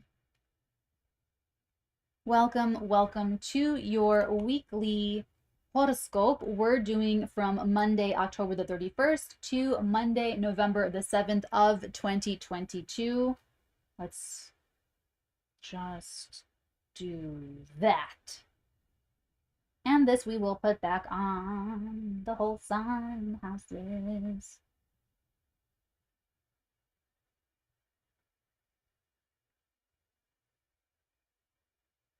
Okay. Start with Monday. Monday, October the 31st. So today, basically. So today the moon enters the sign of Aquarius and it will square Mercury in Scorpio. So, guys, like I said, the big things this week are going to be the crossing of everything on the South Node in Scorpio and opposing the North Node and Uranus in the sign of Taurus. So when you have the moon entering the fixed sign, sorry, you're getting my foot. When you have the moon entering those fixed signs, they're going to activate some shit, basically. They're going to activate some stuff happening in life. And, you know, with it being in the sign of Aquarius, we are going to have the quarter moon here in a moment. We're going to have it Tuesday, so you might even be feeling it today, where there's some kind of, you know, you don't want to do any kind of fixed sign arguments. It gets like super ugly. So that moon in Aquarius squaring Mercury in Scorpio does say that there could be just something that's said that rubs people the wrong way. Or you could say something, somebody else can say something where it's just a little bit triggery because Mercury's a little bit suspicious in Scorpio. So it could be a little bit like too much looking into something that someone says or does. Or if you're, you know, definitely because Aquarius is social media, definitely people could be really reading way too much into social media posts, whether that's news or your friends and family posting things on their Instagram stories, and I don't know, people are clutching their pearls about it, whatever. So it'll pass. It's not going to last forever.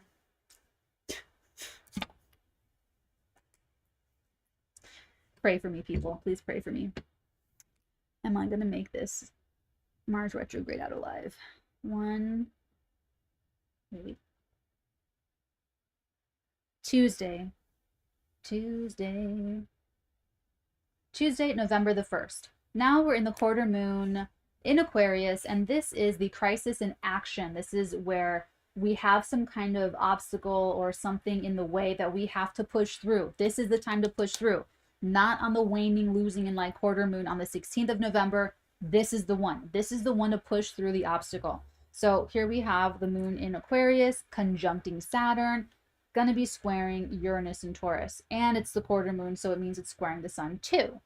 Now, this is, you know, it's got that, you can see the T-square happening here. So if you have any fixed sign placements, specifically 10 to 20 degrees, 10 to 20 degrees of the fixed signs, you're going to be feeling it. And it's going to be crunchy. It's going to be crunchy. The moon is going to catch something of that Saturn in Aquarius, some kind of responsibility that you have to meet, some kind of obligation you have to honor, some kind of, you know, something you have to answer to that you just have to do. So you're just going to feel that. You're going to feel like, oh, I have to do that thing, you know? And it's not going to be fun. It's not going to be like rainbows and lollipops, you know? It's going to be feeling pretty serious. And that Uranus and Taurus, that Taurus area of your life is where you just want to like bust through. Like, you know what I'm saying? You might just want to just like break free, and it could just feel very frustrating. This could even be what triggers some of the releasing and shedding of the Scorpio stuff in your life. So expect Tuesday to feel conflicting, where you feel like you really do have to answer some kind of responsibility, or you lose it, you know, or it gets all fucked up, or there's a loss, or there's a reprimand, or there's a consequence. There's going to be a consequence to you not answering this Aquarius in your life. So that's why it's going to feel like, fuck, you know, I gotta do it. Fucking gotta do it, you know. It's going to be worse for the fixed sign. So if you are Taurus, Aquarius, Leo, Scorpio, you're gonna feel like, God, I have to be with my partner right now and I don't want to be. Or, oh my God, I have to be at work when I just want to be at home. Or, oh my God, I have to be at home and deal with this stupid thing and all I want to do is catch up at the office. You know, it's just gonna be like that. That's all. That's all.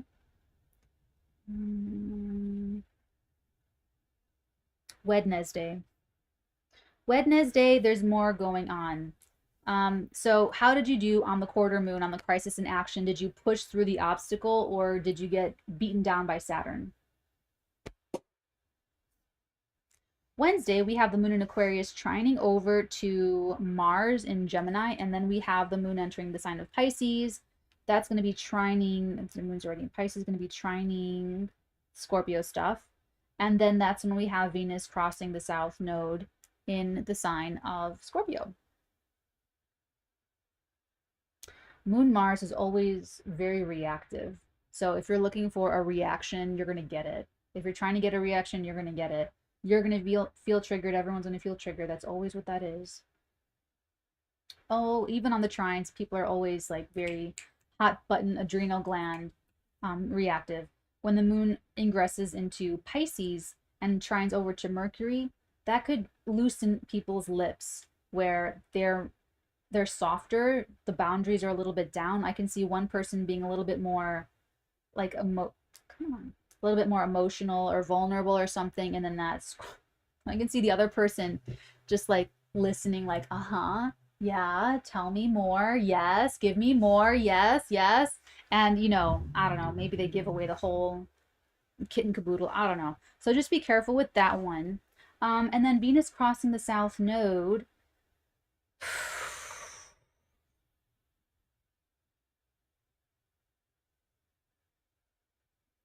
It could be letting go of feminine energy, or a woman or someone kind of just disappears from your life, or their energy disappears.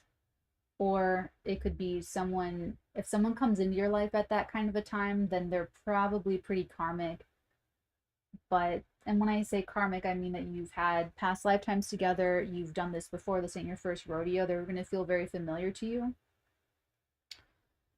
This can also be a nice purging and shedding of any unhealthy energies, unhealthy attractions, unhealthy, you know, what if something's non-reciprocal, you know, not the equal give and take, or not feeling valued, you know, where you're not feeling valued, where you're not feeling the intensity and the depth, the intimacy. If you're not feeling the intimacy, you have to change the whole thing, or it might just dissolve organically and naturally. With Venus crossing the South Node.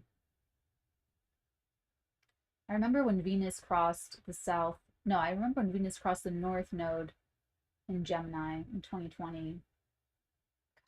It's just really, pay attention to what's going on Wednesday, because it's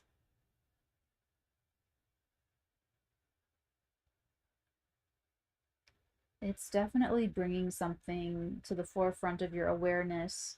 So it's like you'll know how you feel, because you're going to feel it intensely. If you're feeling very loved and appreciated and valued, you will feel, things will happen to make you feel it very intensely. Whereas if you're feeling left out, or if you're feeling taken for granted or taken advantage of, or if you're feeling antagonized or bullied, like whatever it happens to be, you're going to feel that too. So it's going to be very sharp. And then what you do on that energy, what you say, what you know, how you move forward on that, it looks like I said, like someone could be very honest and forthright and compassionate if they're speaking very real and honestly with that Mercury and Scorpio. Like that Mercury and Scorpio trining over to the moon could help someone really just talk about their feelings, even when they don't really talk about their feelings, or if they don't want to talk about their feelings. You know, that Venus crossing the South Node could bring some realizations in love, in attraction, to our conscious awareness, and we may be conscious enough to talk about it and to try and alchemize the situation to the better and turn things around a little bit. So that's like kind of like the ideal. The ideal for that.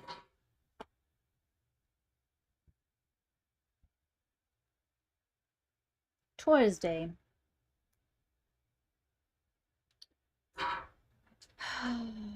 Thursday, we have the moon in Pisces, trining over to Venus in Scorpio and sex. That's nice. Thursday looks great. I like that. The look, oh, look at that. It's like a little mini Pisces party again. Moon gonna cross Jupiter, Neptune, and trining over to Venus in Scorpio, and then sextiling that beautiful Uranus and Taurus. So this is really nice. Like Moon Venus in these sexy water signs. It's very emotionally forthright, emotionally very intimate. There's like a lot of deep connecting here. So, you know, even if this is like a work thing for you, you're going to feel very deeply into your work. You're not like half paying attention. You're really paying attention. You're getting into the thick of it, and you're investigative doing it, where you're, you know what I'm saying? You're really invested. You know, if this is creativity for you, then clearly you're going to be very inspired and maybe even spiritually inspired to create some of your best work, because Neptune, Jupiter, and the moon being in Pisces allows you to reach and transcend boundaries and be able to grab something that was previously inaccessible. So wherever you have Pisces in your chart right now and in spring of this year and a little bit of spring of last year, you've been able to reach and grab something that you have not been able to, and you won't be able to again. So if it's the qualities that you'll see in the Pisces area, dreaminess, fantasy, creativity, spirituality, compassion, like Jesus love, that spiritual love, and, you know, really, really creative and really humanitarian, very altruistic, almost childlike, but very wise type energy. So that's what you want out of this. But if what you're getting is, you know, the drug addict that can't keep their eyes open, or the one that's nodding off, or people that are victims, people that are lying to you, people that are lying to you and victimizing themselves so that you let them off the hook, people that don't want to be blamed, people that do want to be blamed, masochism, you know, there's all the other expressions of it. So be careful with the STDs, sexually transmitted diseases. This can totally soften people's boundaries, and everyone's like, oh, you know, and it's not really worth it. So there's that. But the sextile to Uranus does say that the fantasy or the vision for the future is coming together, and it's very much encouraged by whatever is happening with this development of the affection, or development of the love, or the development of the, honestly, it could just be good feeling. You know, Venus doesn't necessarily have to be love. It's like a good feeling though. It's you know, it's affirming, it's positive. It's oh, I feel nice. I feel, you know, wanted. I feel appreciated, that kind of thing. So I like it. I like Thursday. Thursday looks nice.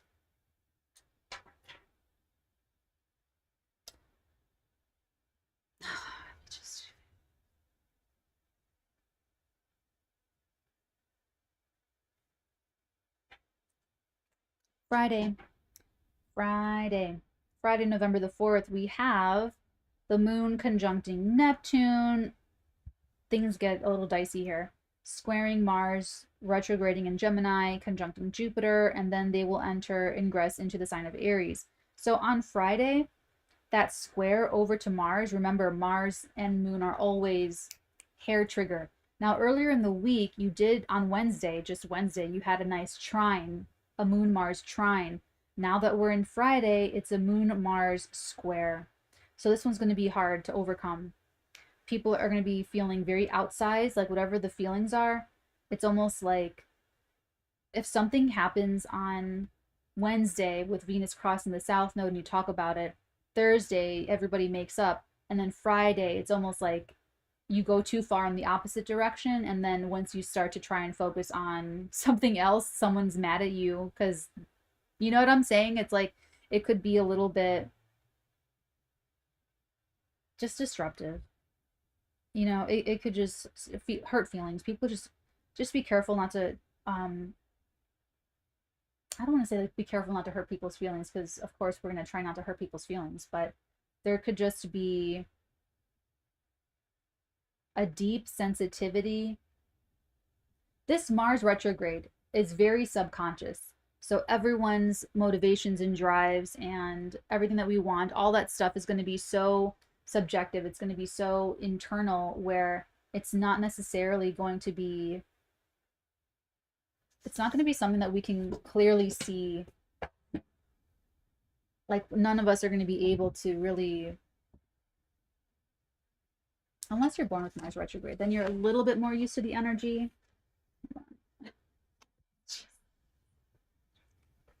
Trying to just, you know, and we're not going to be totally comfortable. So with the moon, whenever the moon's going to go ahead and square that Mars retrograde, it's going to aggravate the subconscious to take action in a way that could be self-destructive, is what I'm trying to say. So that moon could be one of the triggers. The moon could be the one that triggers the action or the drive, or because it's a word, someone could say something, and it could kind of go back and forth. Like,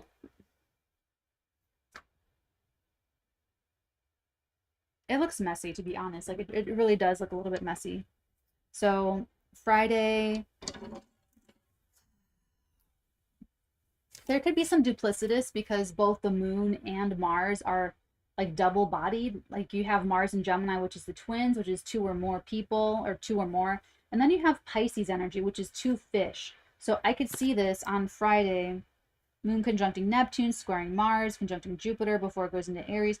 I could see that being some kind of conflict because of multiplicity or because of duplicity.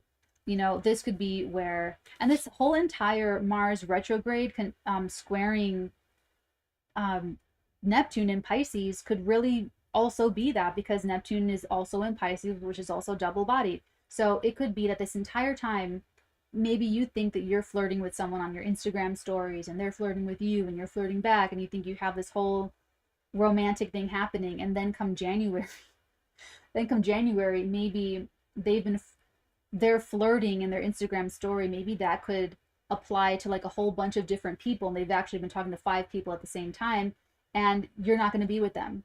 And you thought you were flirting for like all this time, and then you see them in Bermuda on vacation with like their whoever, you know what I'm saying? And you're like, oh my God, I thought we were going to be together. You know, it could be something like that. And people could definitely be like that. People could be, this is what I mean by difficult to pin down, is that people could be very reluctant to give answers or to make commitments or to just confirm. And that's one thing that I don't like about this, and it's really aggravating my mental health already. It's been one day, is like, because it's my 12th house, it's like not knowing where you stand, like with your life, with a person, with your family, with people, with your creativity, with your career, with your pets, with your animals, with your, you know, I'm doing a list. Like, it could be so many different things, but it's something that I really realized about this Mars retrograde, is that we're just not going to know where we stand. And that's painful. Not having clearly defined boundaries is painful. It hurts people. Not knowing where you stand with someone is painful, and it hurts. Not knowing where you stand with your health is traumatic and psychologically difficult and painful, and it hurts. So, you know, this entire long time, try to protect yourself from your own expectations, your own projections, your own fears, your own, you know, it's like, I could just see it. I could just see when the rose-colored glasses come off, they come off really hard. I can just see when, if you want to know how to get up, first of all, if you're like in a position, and if someone's knocked you down, do I have the space to do it? If you're in a position where someone's knocked you down and you have to get up,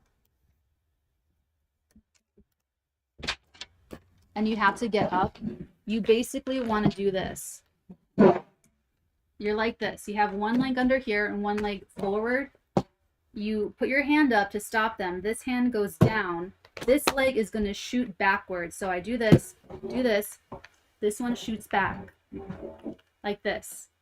So now you're here, and then you're now in your fighting position. Then you just stand up, okay? Basically just practice that. You fell down, they knocked you down. Hold up. This one shoots out, and then you're back up. You're back up in the game.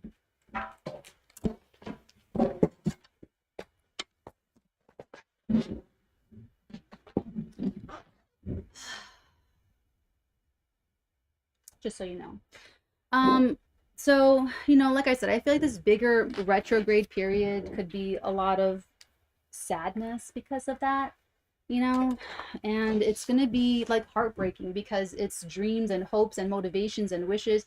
Now we have the benefit of knowing that this is the energy. Imagine going out there blind and falling in love with someone, or getting your hopes up about a job that was never going to work out, and that you were not going to know it until middle of January. How fucking heartbreaking is that? You know what I'm saying? So you guys are armed with the knowledge. In the age of information, ignorance is a choice. So, wherever this is happening in your life, what day were we on? I think we're in Friday still. Yeah, we're in Friday. So wherever this is happening, oh, this back. Hold on, there we go. So wherever this is happening in your life, that's where it could be. That's where where your force and your direction could be going nowhere fast, and you won't know it until it starts to unravel next year. You know what I'm saying? So like I said, just be super, super careful, play it super safe. I don't think anyone should be really getting into conflicts or anything. Only for some of you where you're reconnecting with your sacred rage if you're like born on a Mars retrograde. But honestly, for everybody else, do not launch that first, even if it's words, even if you're joking, even if you're just saying, don't do any of that. Like, just don't. It's just not, it's not the time. It is just not the time. All right. Is that still? Yeah. So it's Friday. People are going to be feeling very, now, one way this could work is that this is really sexy.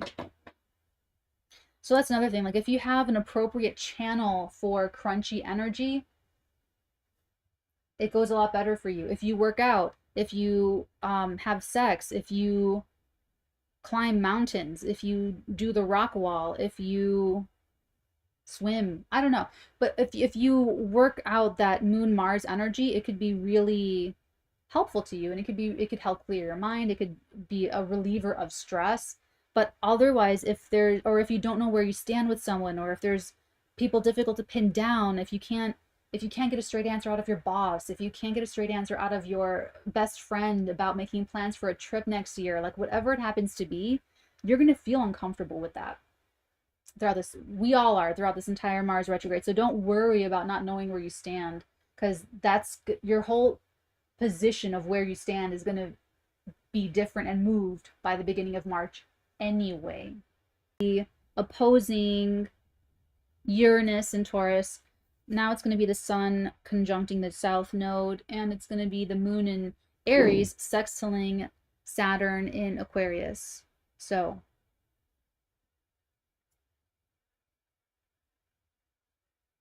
Venus Uranus, huh? Venus Uranus. Well, this can be a shock to the system in the best of ways, and it could be a shock to the system in the worst of ways.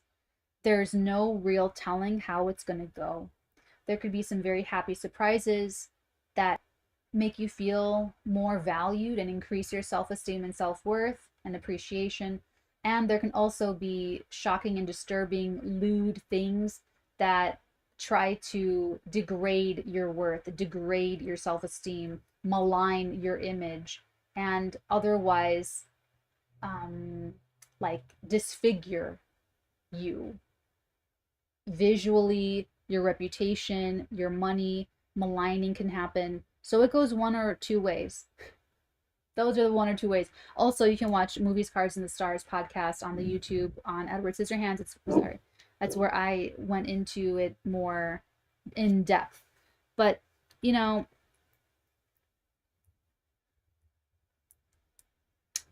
Venus Uranus is kind of like the Elephant Man or Frankenstein, where there's something tragically beautiful about it, you know? Or like Amelie. Amelie would be Venus Uranus, some like strange and unusual and beautiful, but like difficult to connect with, you know, for whatever reason. So Venus Uranus can be also like it could definitely be like breakups, breakaways. And if it's attractions, it could be like sudden, instant attraction where it's like, I'm born with Venus Uranus, so it's like if I like something, like I really like it, you know, and I'm like, wow, you know. But I get turned off the same way where I'm like, ooh, I don't like that, you know, and oh, that's not it, you know. So but it makes me pretty definitive when I'm writing because I know what I like and I know what I don't like. So it's how you use it.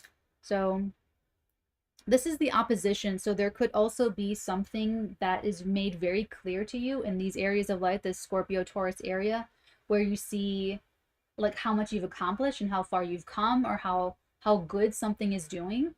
And it could be like a realization of, wow, this is a lot better than I thought it was, or this is going a lot better than I thought it was. Or it could be that halfway point opposition where it's time for you to get the wake up call about how far something has gone off track, or how far something is from what you thought it was or what you wanted it to be. So there's that. Oh, okay. And then the sun crossing the south.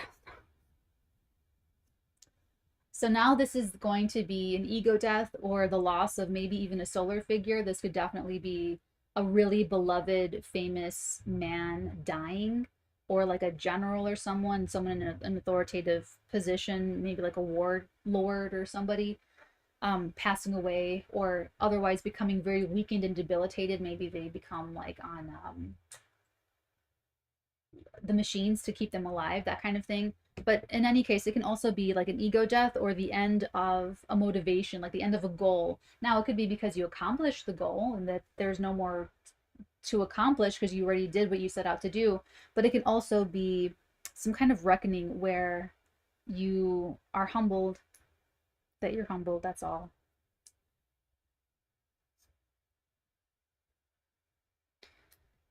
Meeting people at this time, meeting men or other people at this time could also be very karmic, or you could have some history with them type of thing.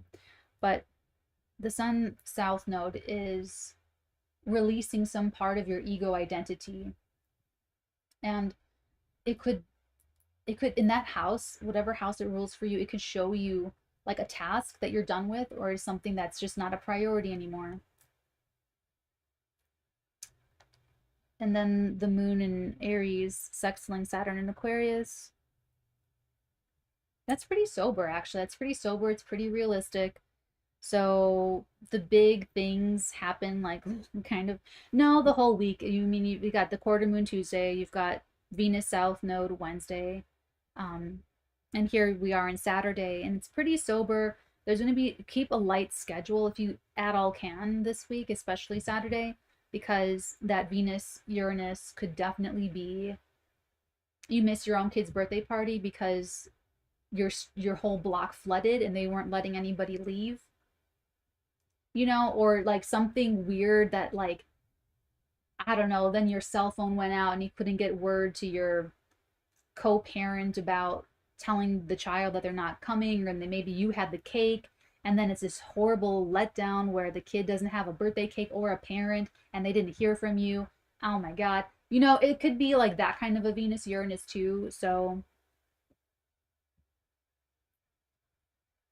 let's talk about it. Let's move on. Let's move on. Sunday. November the 6th, on a Sunday. So on Sunday, we have that moon in Aries sextiling over to Mars, retrograding in Gemini. The moon's going to ingress into the sign of Taurus, which I love. And then we're going to have Mercury passing the South Node, and then we're going to have Venus squaring.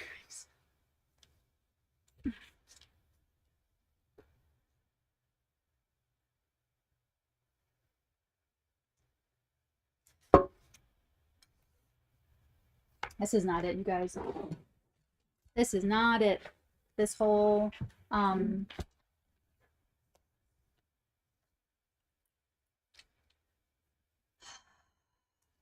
help us out. Where do I even start with this?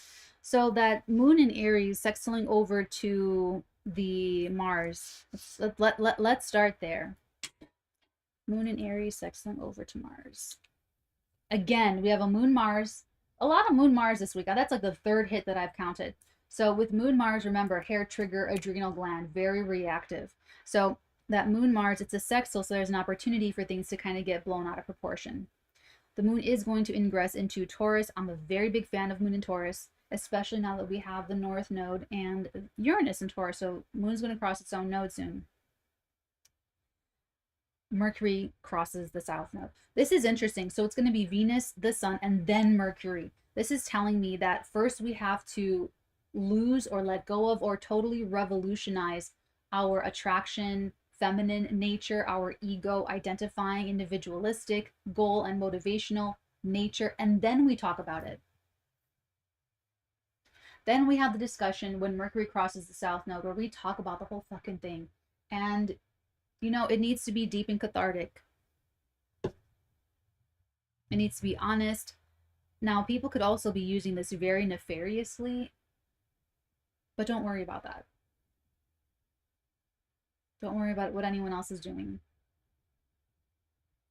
So Mercury crossing the South Node, it could even be that someone tries to be very dishonest and that blows up in their face. And that's what results in them shedding and releasing and letting go of some way of communicating, some, you know what I'm saying? So, you know, this is the season. The nodes shifted earlier this year in 2022 into Scorpio and Taurus. So it was always going to be end of April, early May. It was always going to be end of October, early November that we were going to have these kind of nodal contacts this intensely. So we're live streaming this in the eclipse window. There was a partial solar eclipse in Scorpio, October the 25th, and we're building towards the total lunar eclipse, November the 8th. That one's going to be with Uranus. Now it's going to be very wild and unpredictable. So, you know, as Venus, the Sun, and now Mercury cross the South Node, you want to use it to literally eject ego and fears. The North Node in Uranus and Taurus is really wanting you to be very resilient and very self-confident. So use this Mars retrograde to analyze your own drives, your motivations, your fears, your what stirs you up for conflict, and what stirs you up for conflict that you do and don't act on. Because without acting on what you believe in, that's what Mars does. Mars helps individuate a person from the group because of what they will fight for, because of what they believe in, because of what is worth it for them to enter into a conflict, or how they're going to respond to a challenge, or how they're going to respond to a competition, or how they're going to respond to a conflict, because that is what creates and adds to character and personality. Because, and now some people have, you know, the Mars Neptune people, they still have character and personality. It's just sneaky. It's just subversive. It's just indirect. It's just different. It's just different. So, you know, as everything crosses the South Node in Scorpio, it's a great chance to release fear and ego that holds us back from attracting and being attracted to, and having healthy senses of value with Venus. Letting go of all of the fears and all of the strong ego drives that keep us from really solarizing and being in our full power and being very confident in our own power when it's the Sun.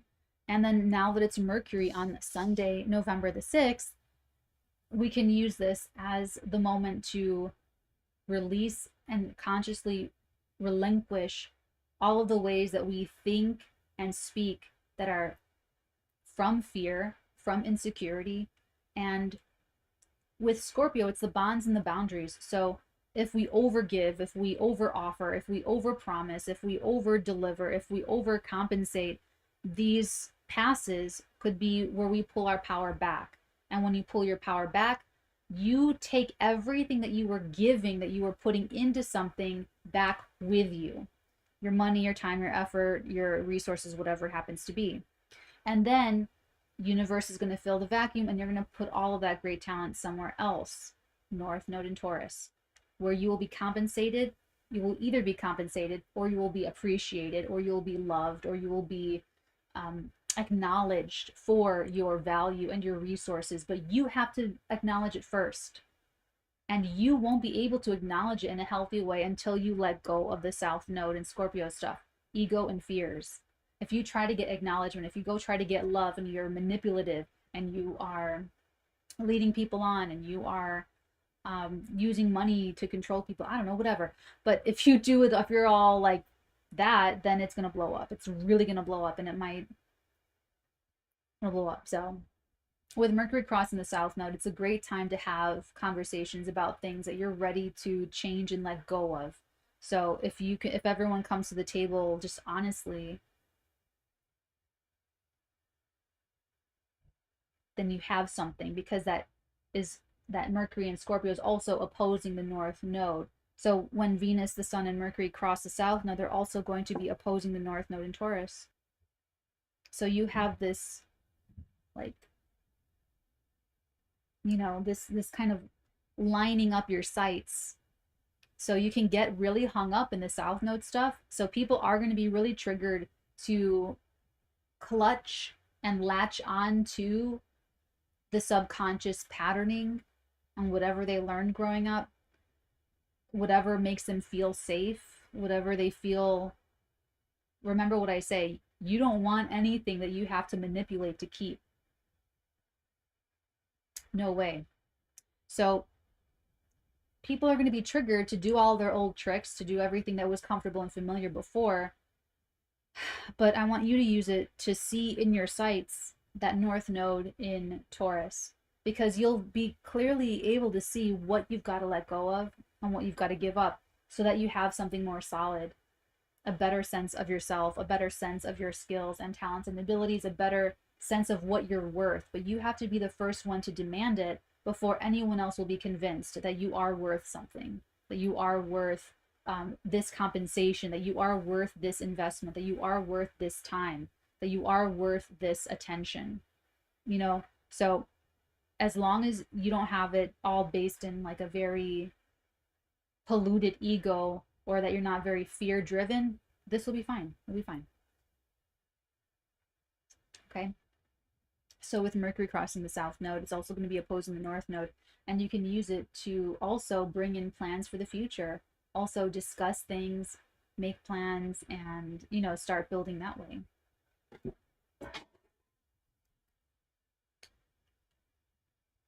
But you might be talking about like the reconstruction, you know, reconstruction of stuff, of what needs to be changed and transformed in order to build out that bigger, better, brighter future. Mercury crossing the South Node. Also, communications could be especially karmic. Now, here's what I mean by that. So let's say in a past life, you and a best friend were going to go into business. Let's say it's the 1850s, and you guys were going to start your own law firm in Boston or something. And your best friend, let's say they committed suicide, or let's say they just did something else instead and it didn't happen, and you lost a big vote of confidence, and maybe you just sort of meandered and you didn't start your own law office by yourself. You just maybe got like a different job.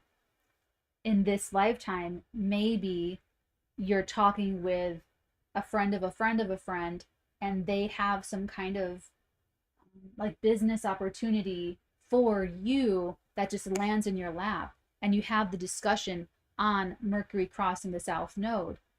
It's something that's opposing that North Node. It's showing you the future. It's happening as Mercury crosses the South Node. This is that conversation that you didn't have in that past lifetime, that they dropped the ball, they went against the plan. You were going to do it in that lifetime, didn't happen. So now here they are in a different form. They're not your best friend, they're not a family member, they're coming through some network, a mutual friend of a husband or something. I love Scorpio energy because it's integrity. You know, it's all the fixed signs can be kind of like that, like super about integrity. So, you know, let's talk about Venus squaring Saturn. So Venus is going to square Saturn also on Sunday. So this weekend in particular just looks really rocky and really messy. Like it comes out, especially with Mercury crossing the South. It's almost like all the shit happens during the week, and then you wait for the weekend, kind of like in the beginning, in the intro to P.S. I Love You, when Gerard Butler is following her through the house and going up to the apartment, and he's like, "You're waiting until we get in the apartment to yell at me, aren't you?" And she's like, it's kind of like that. Like this whole week is going to be that walk to the apartment where he's trying to talk to her, and she's just got, you know, RBF, and you know, he's like, oh my god, this is gonna really blow the fuck up when we get into this apartment. And then the weekend is when they're in the apartment, they have the couple fight behind closed doors where nobody can see it. Privacy. Venus square Saturn too. So Venus is going to square Saturn on Sunday as well, adding to the dissociativeness. Like Venus squaring Saturn, Venus Saturn is, in synastry, it's glue that keeps you guys together. And in one person's chart, it's how you age. If you have Venus talking to Saturn, it'll tell you how you're going to age. If you have a nice Venus Saturn, you're going to age well. You're going to get, it's ugly duckling. You're going to get better as you get older. That kind of a thing.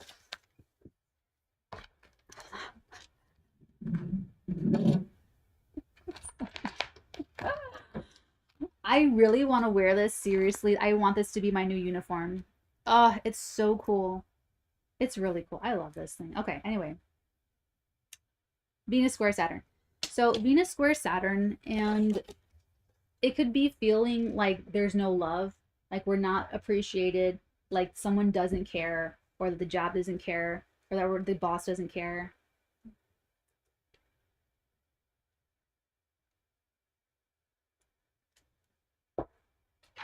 There could also be a no that we get, or that we give at this time, like Venus squaring Saturn. That could definitely be that we want something, that we want to feel a certain way, that we want to, you know, enjoy, right? We want to enjoy. That's the whole point of anything, is enjoying it. So, you know, it's not about just earning all the money. It's about enjoying, having it, investing it, spending it, good food, whatever. It's not about just like getting some trophy husband or some trophy wife. It's about actually enjoying that relationship as well. You know, so it's like there's going to be some kind of obstacle that's going to make people feel like they can't feel good, or that they don't feel appreciated. You know, maybe someone is ready to be intimate and close and the other one wants to go work, or vice versa. So, you know, Sunday there is this kind of like alienation that's happening, and that might be what you talk about. This could be a conversation that overcomes that obstacle. A square can be very wonderful and great when you overcome the challenge, when you meet the challenge and overcome it. So this could be some relational issue or sexual attraction issue, or some kind of relationship issue that comes up that needs to be addressed to firm itself up with that Saturn in Aquarius. To, you know, it's like, well, are you in or are you out? Or do you like this or do you not like this? Or do you want to, God, I remember being in acting and they would put me on hold for certain days, and there's something called like the right of first refusal.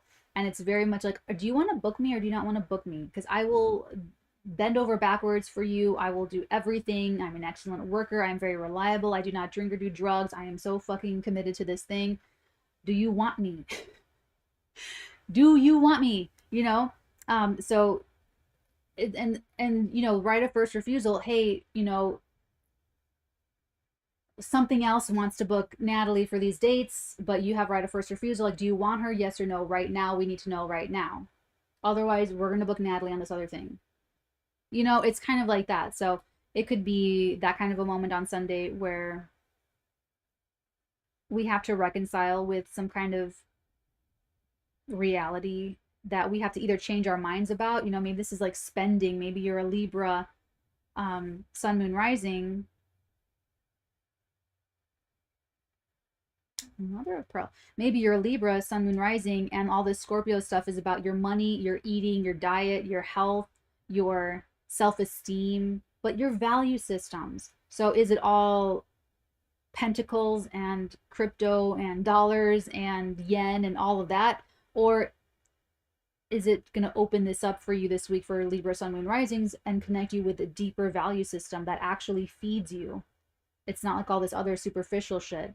So that square to so funny, Libra, Saturn the 5th. So you guys have had if you have children, they've been not fun. They've been feeling more like a burden than joyous. And if you're dating, it's probably haven't been dating people unless you were serious about them or unless there was some kind of age gap or age difference. Okay. Anyway, it'll be over soon. It'll be over. But that square to Saturn for you specifically could be your values and someone you're dating or your child, or even just wanting to do something fun. There's like a financial thing that gets in the way where you cannot financially afford something that you want for your child or for yourself or for someone you're dating, or you have a value misstep where this child or this creative project or this person you're dating is kind of demanding more of you, and you're kind of like, Jesus Christ, like, can I just keep being the same way? And you have to elevate your value system to really make this a little bit more solid.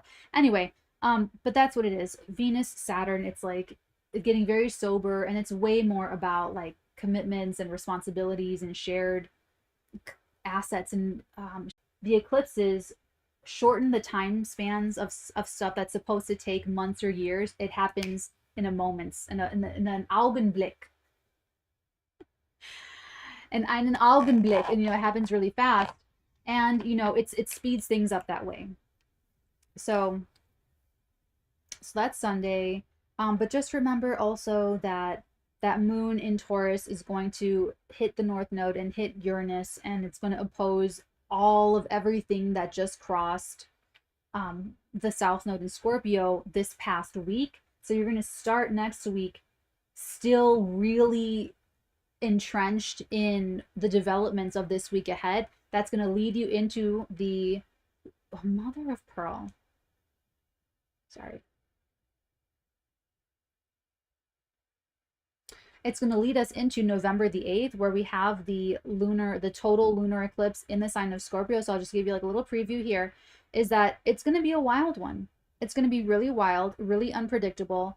And this is like a sharp door closing, and it doesn't ever open again. Okay, it is like done and over, and big and bold. And it can also be like a slingshot, like you get to ascend. Making sure this is still on. You can also slingshot forward in a really cool way, which is what I like about this. And the last time we had a full moon conjuncting Uranus in Taurus was October 31st. Happy Halloween of, oh God, I think it was 2020. It was 2020. October 31st, 2020, we had a blue moon that was an extra full moon, which is what a blue moon is. It was in the earlier degrees of Taurus, and it was conjunct Uranus. So at that time, I already told you guys the story on the short. I'll tell it really briefly here. I tried to use the astrology and just stay inside. All I did was order groceries. However, it turns out that there was a serial killer on the loose, and he was wielding a knife and other weaponry. And my delivery driver got stopped by a police officer because they had blocked off and quarantined my block, like, that I was on, because he was like running through the fucking bushes. I had to call some police call center, and I had to ask them, like, what is going on, like, what's going on? And they're like, I can't release this information. And I social engineered my way to the information, so I figured it out. I had to go out and walk down in my pajamas, and there were all these squad cars, and it was like it felt kind of freaky because they were all pointed at me, and I'm just in my little short shorts and my fucking terry cloth bathrobe or whatever, and had to go back multiple times to get my groceries because that driver could not proceed. Like, they didn't know, like, so I really pretty much felt like they were gonna me, like it was like a whole, anyway. So it was exciting. It was an exciting full moon. It was very unexpected. So this is a total lunar eclipse. I don't know what to expect. It's just expect the unexpected. Like, even if you stay home and think that you're gonna get away with not anything crazy happening, it could be a Donnie Darko situation and the fucking plane can fall through your fucking fuck, Sorry.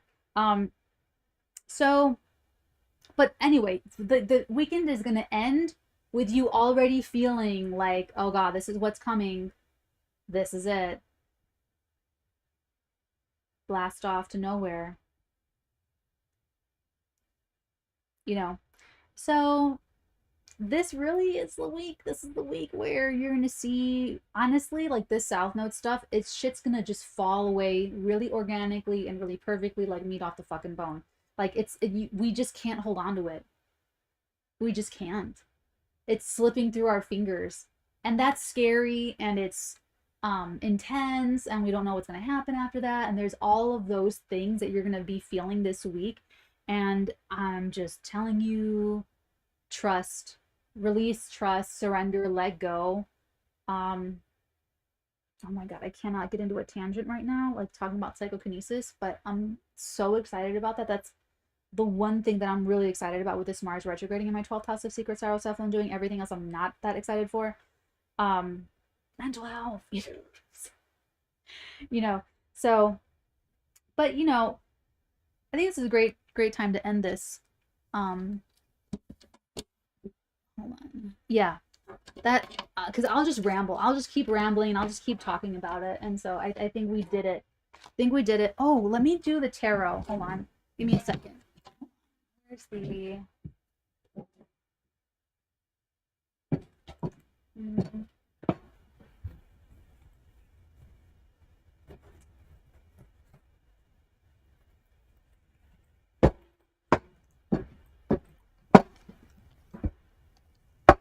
All right, let's do it to it.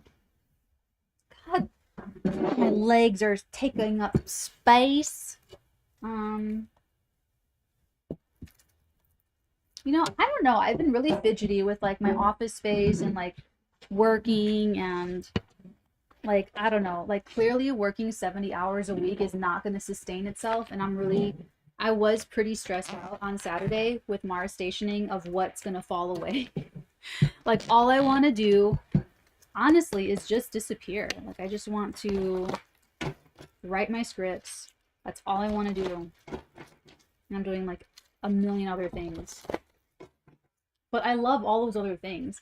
Like, this recent opportunity that came my way is very altruistic. Like, I really like it.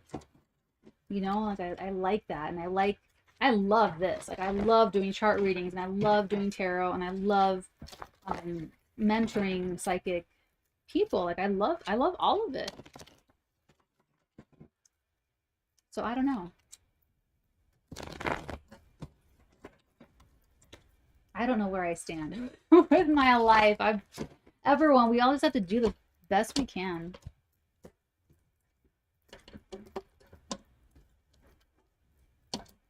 I don't know. The node's going through my 12th house, 6th house. I think that just like fucked me up forever though.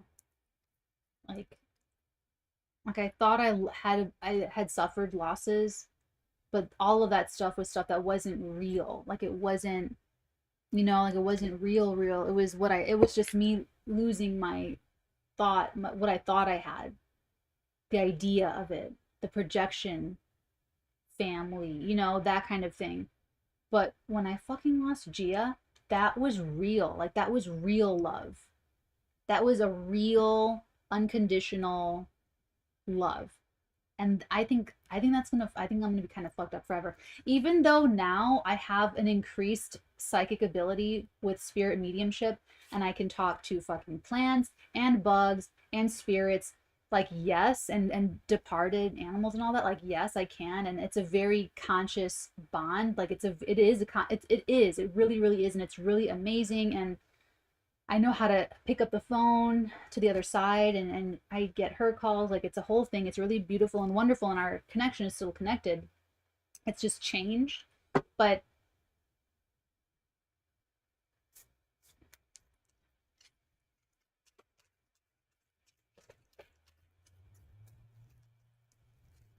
it's very grounding to what's real and what's not real.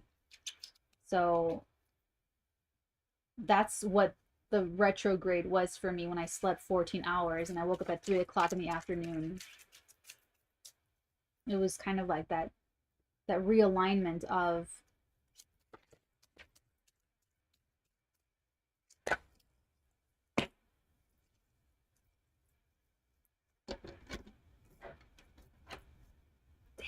you have the 10 of Cups and you have the King of Pentacles.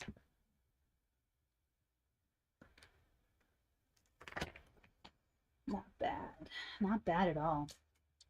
Someone is very happy with their relationships. They're very happy with specifically their professional partnerships. There's an equal give and take. This person prides himself on their money, their status in life. They really care about those types of things, and they've accomplished a lot, and they're very happy in their relationships too. It looks like they're happy because these relationships are equitable and they're equal, and they have that equal give and take.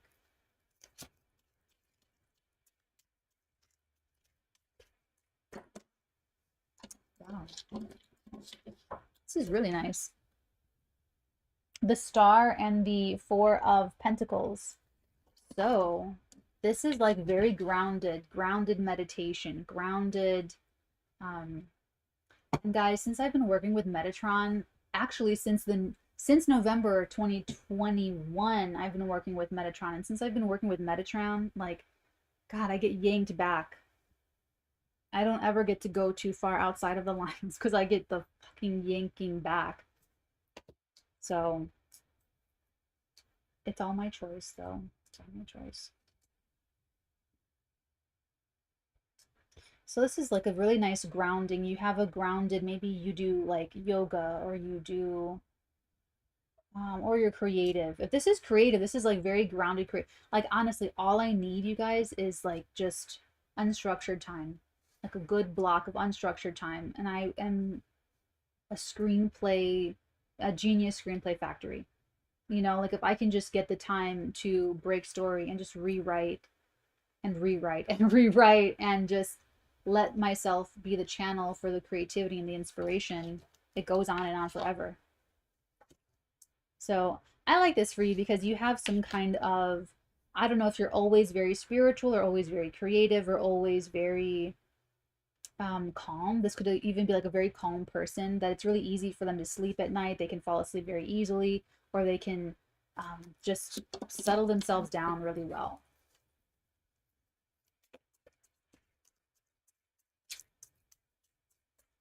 So this is looking like a good week ahead for somebody. It could be a wish coming true. The Hanged Man and the King of Wands. Two roads diverged in a yellow wood. Oh, I didn't get the second deck. I'm gonna be excited to open this up. Let's stop there. There's already a couple people here. 9 of Pentacles, bottom of the deck, the 8 of Wands, and the 6 of Swords.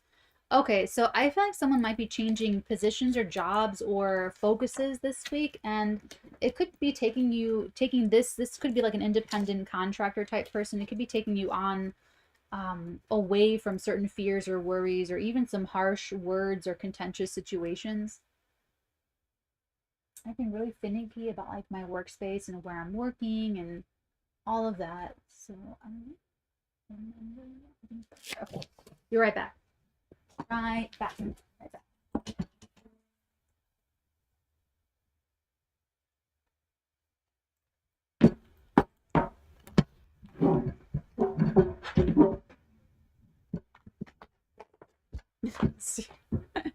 Here's my loud little costume. God, this is so cool.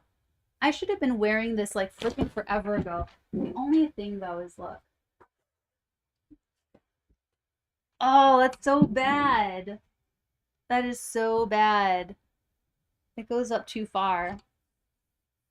That's like all of my freaking, that's all of it. That's my whole, it's just hard with extra small. Like it fits other areas, but then it's like,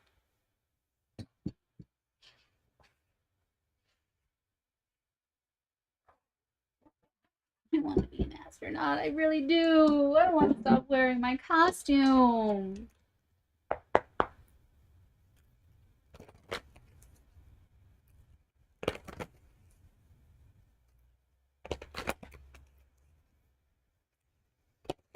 I think that's why I like screenwriting. Because it feels like I get to go away. Like I get to go far away. I'm kidding. A little bit. I like it.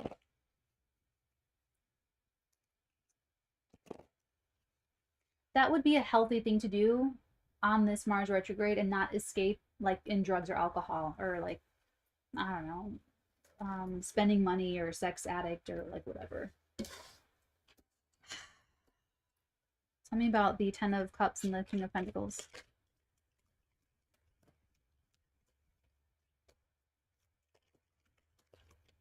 How cool would that be to break story in outer space?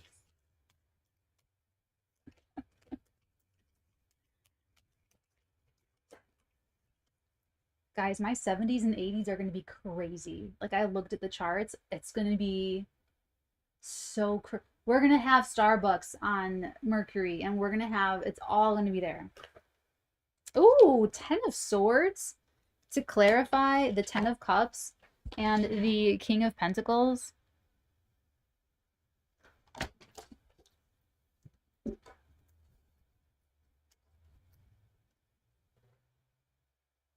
So it looks like before this person, this King of Pentacles, is feeling really great about their money and their wealth and their financial security and their relationships, it looks like they are going to be really maxed out, like stressed out to the 10th degree before they have that breakthrough. So they're going to be really stressed out, not knowing where they stand, maybe with their money, maybe with their relationships, or just like where they stand with their financial relationships.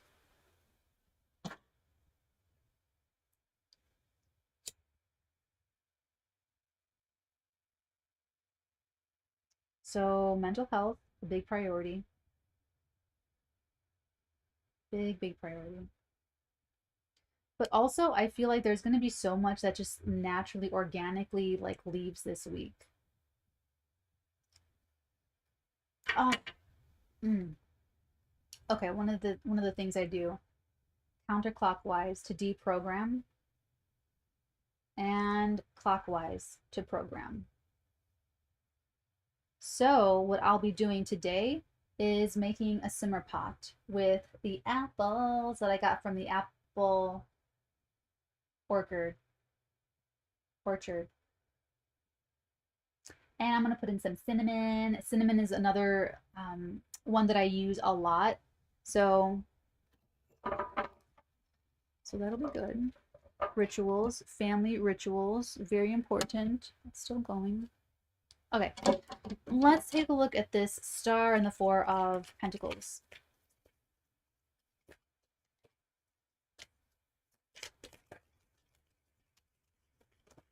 Ooh.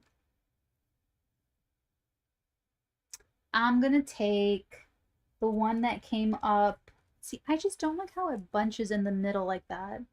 Like, I mean, you guys know that I like a nice taut, you know, like, like I would make this even tighter and pull this in if I could. Okay. I'm gonna take the top card and then that one as well. So the one that slid out is a Three of Swords, and then the top card here is the Two of Wands. So those are the two that I'm taking. This is a glob that I'm gonna put back down here. So Two of Wands and the Three of Swords. So there does seem to be some kind of heartbreak or some kind of disappointment. You have a relationship that you were really worried about that has like a breakthrough and it turns out amazing and really great for you. And then there's another relationship that does disappoint you, but you have like a meditation technique, or you have an inspiring creative project, or you have a deep love connection with somebody else. There's something that you have that will give you spiritual, emotional sustenance in order to deal with this heartbreak, in order to deal with this disappointment. Okay? So one relationship goes to the end and then takes off and it's a breakthrough. And then there's another one that this might be a little bit more mercantile, a little bit more businessy. That one does disappoint you, but it's okay because you'll have somewhere else to go. Let's take a look at the King of Wands and the Hanged Man.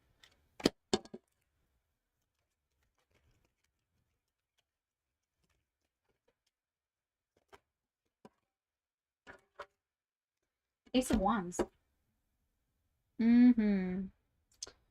So this person was on the fence. Another person in the situation was on the fence about starting something new or starting something up, or on the fence about an idea, on the fence about where they're going to basically put their passion and energy. And now they know.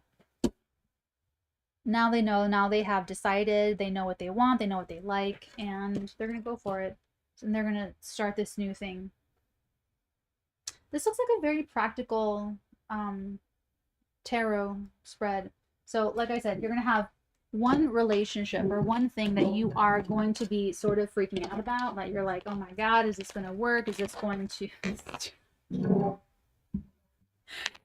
know, is this going to work? Is this going to be, is it 10 of Swords, like all 10 swords. So you've really thought a lot about this, and you've been maybe a little bit worried about this for quite some time, and it has a breakthrough, and you're really, really happy with where you stand. So this could even be 10 of Swords that you don't know where you stand.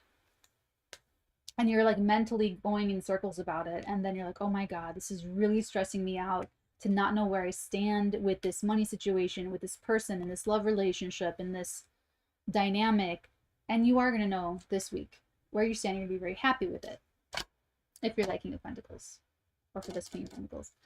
There is this other perspective, this Two of Wands. This might even be a little bit more preliminary, where you're just screening people, and you have one candidate that sort of stands out to you, and you're very inspired by them. You want to bring them on, but you bring them further along in the process, in the vetting process, and they disappoint you. Maybe they lied about something very crucial that's very important to you, and you caught them out, and they don't have the right response that you want them to have. Something, you know. Three Swords also pointing down. That's negative words, negative, maybe cruelty, or maybe some kind of criticisms, you know. So maybe this is someone that I used to do this. I'm sure every screenwriter used to do this, where we litigate our notes. Or someone gives us notes and we're like, well, I did it because of this, and I wrote it like that because of this. No, don't litigate the notes. Just say, thank you very much for reading my fucking script. Thank you very, very much. I appreciate it. And then you implement the notes victoriously, as my mentor says. He says to implement the notes victoriously. So, boom. This might be someone that doesn't know how to do that, or they can't do that, or whatever. But like I said, it's okay. You're going to let it go. You have something else going on. And then there's another person this week. This is a more of an action-taking type person. So this is someone that, like I said, not quite sure what they're going to do, or how they're going to move forward, or what idea they're most excited about, or, you know, they have a change of perspective, though. There is something that might happen this week that changes their mind, and they really do see where they want to put their energy, where they want to put their passion. And then overall, there is news with from about some kind of independent person, maybe an independent contractor, or just a single person, whatever it happens to be. It's really good news that they also move on from some kind of worry, or some kind of doubts or fears, or, you know, the Six Swords pointing down. It's coming out of a situation that could have been verbally abusive, or just very mentally stressful, could have been very mentally unkind to themselves, or just kind of thinking the worst in a situation, trying to prepare for the worst, but stressing themselves out in the process. So they have good news, they're getting good news, or good discussion, so it's all good. I'm not going to get up again to get the divine feather, This is a very practical read. I think you guys are going to do great. I'm going to go and update the timestamps.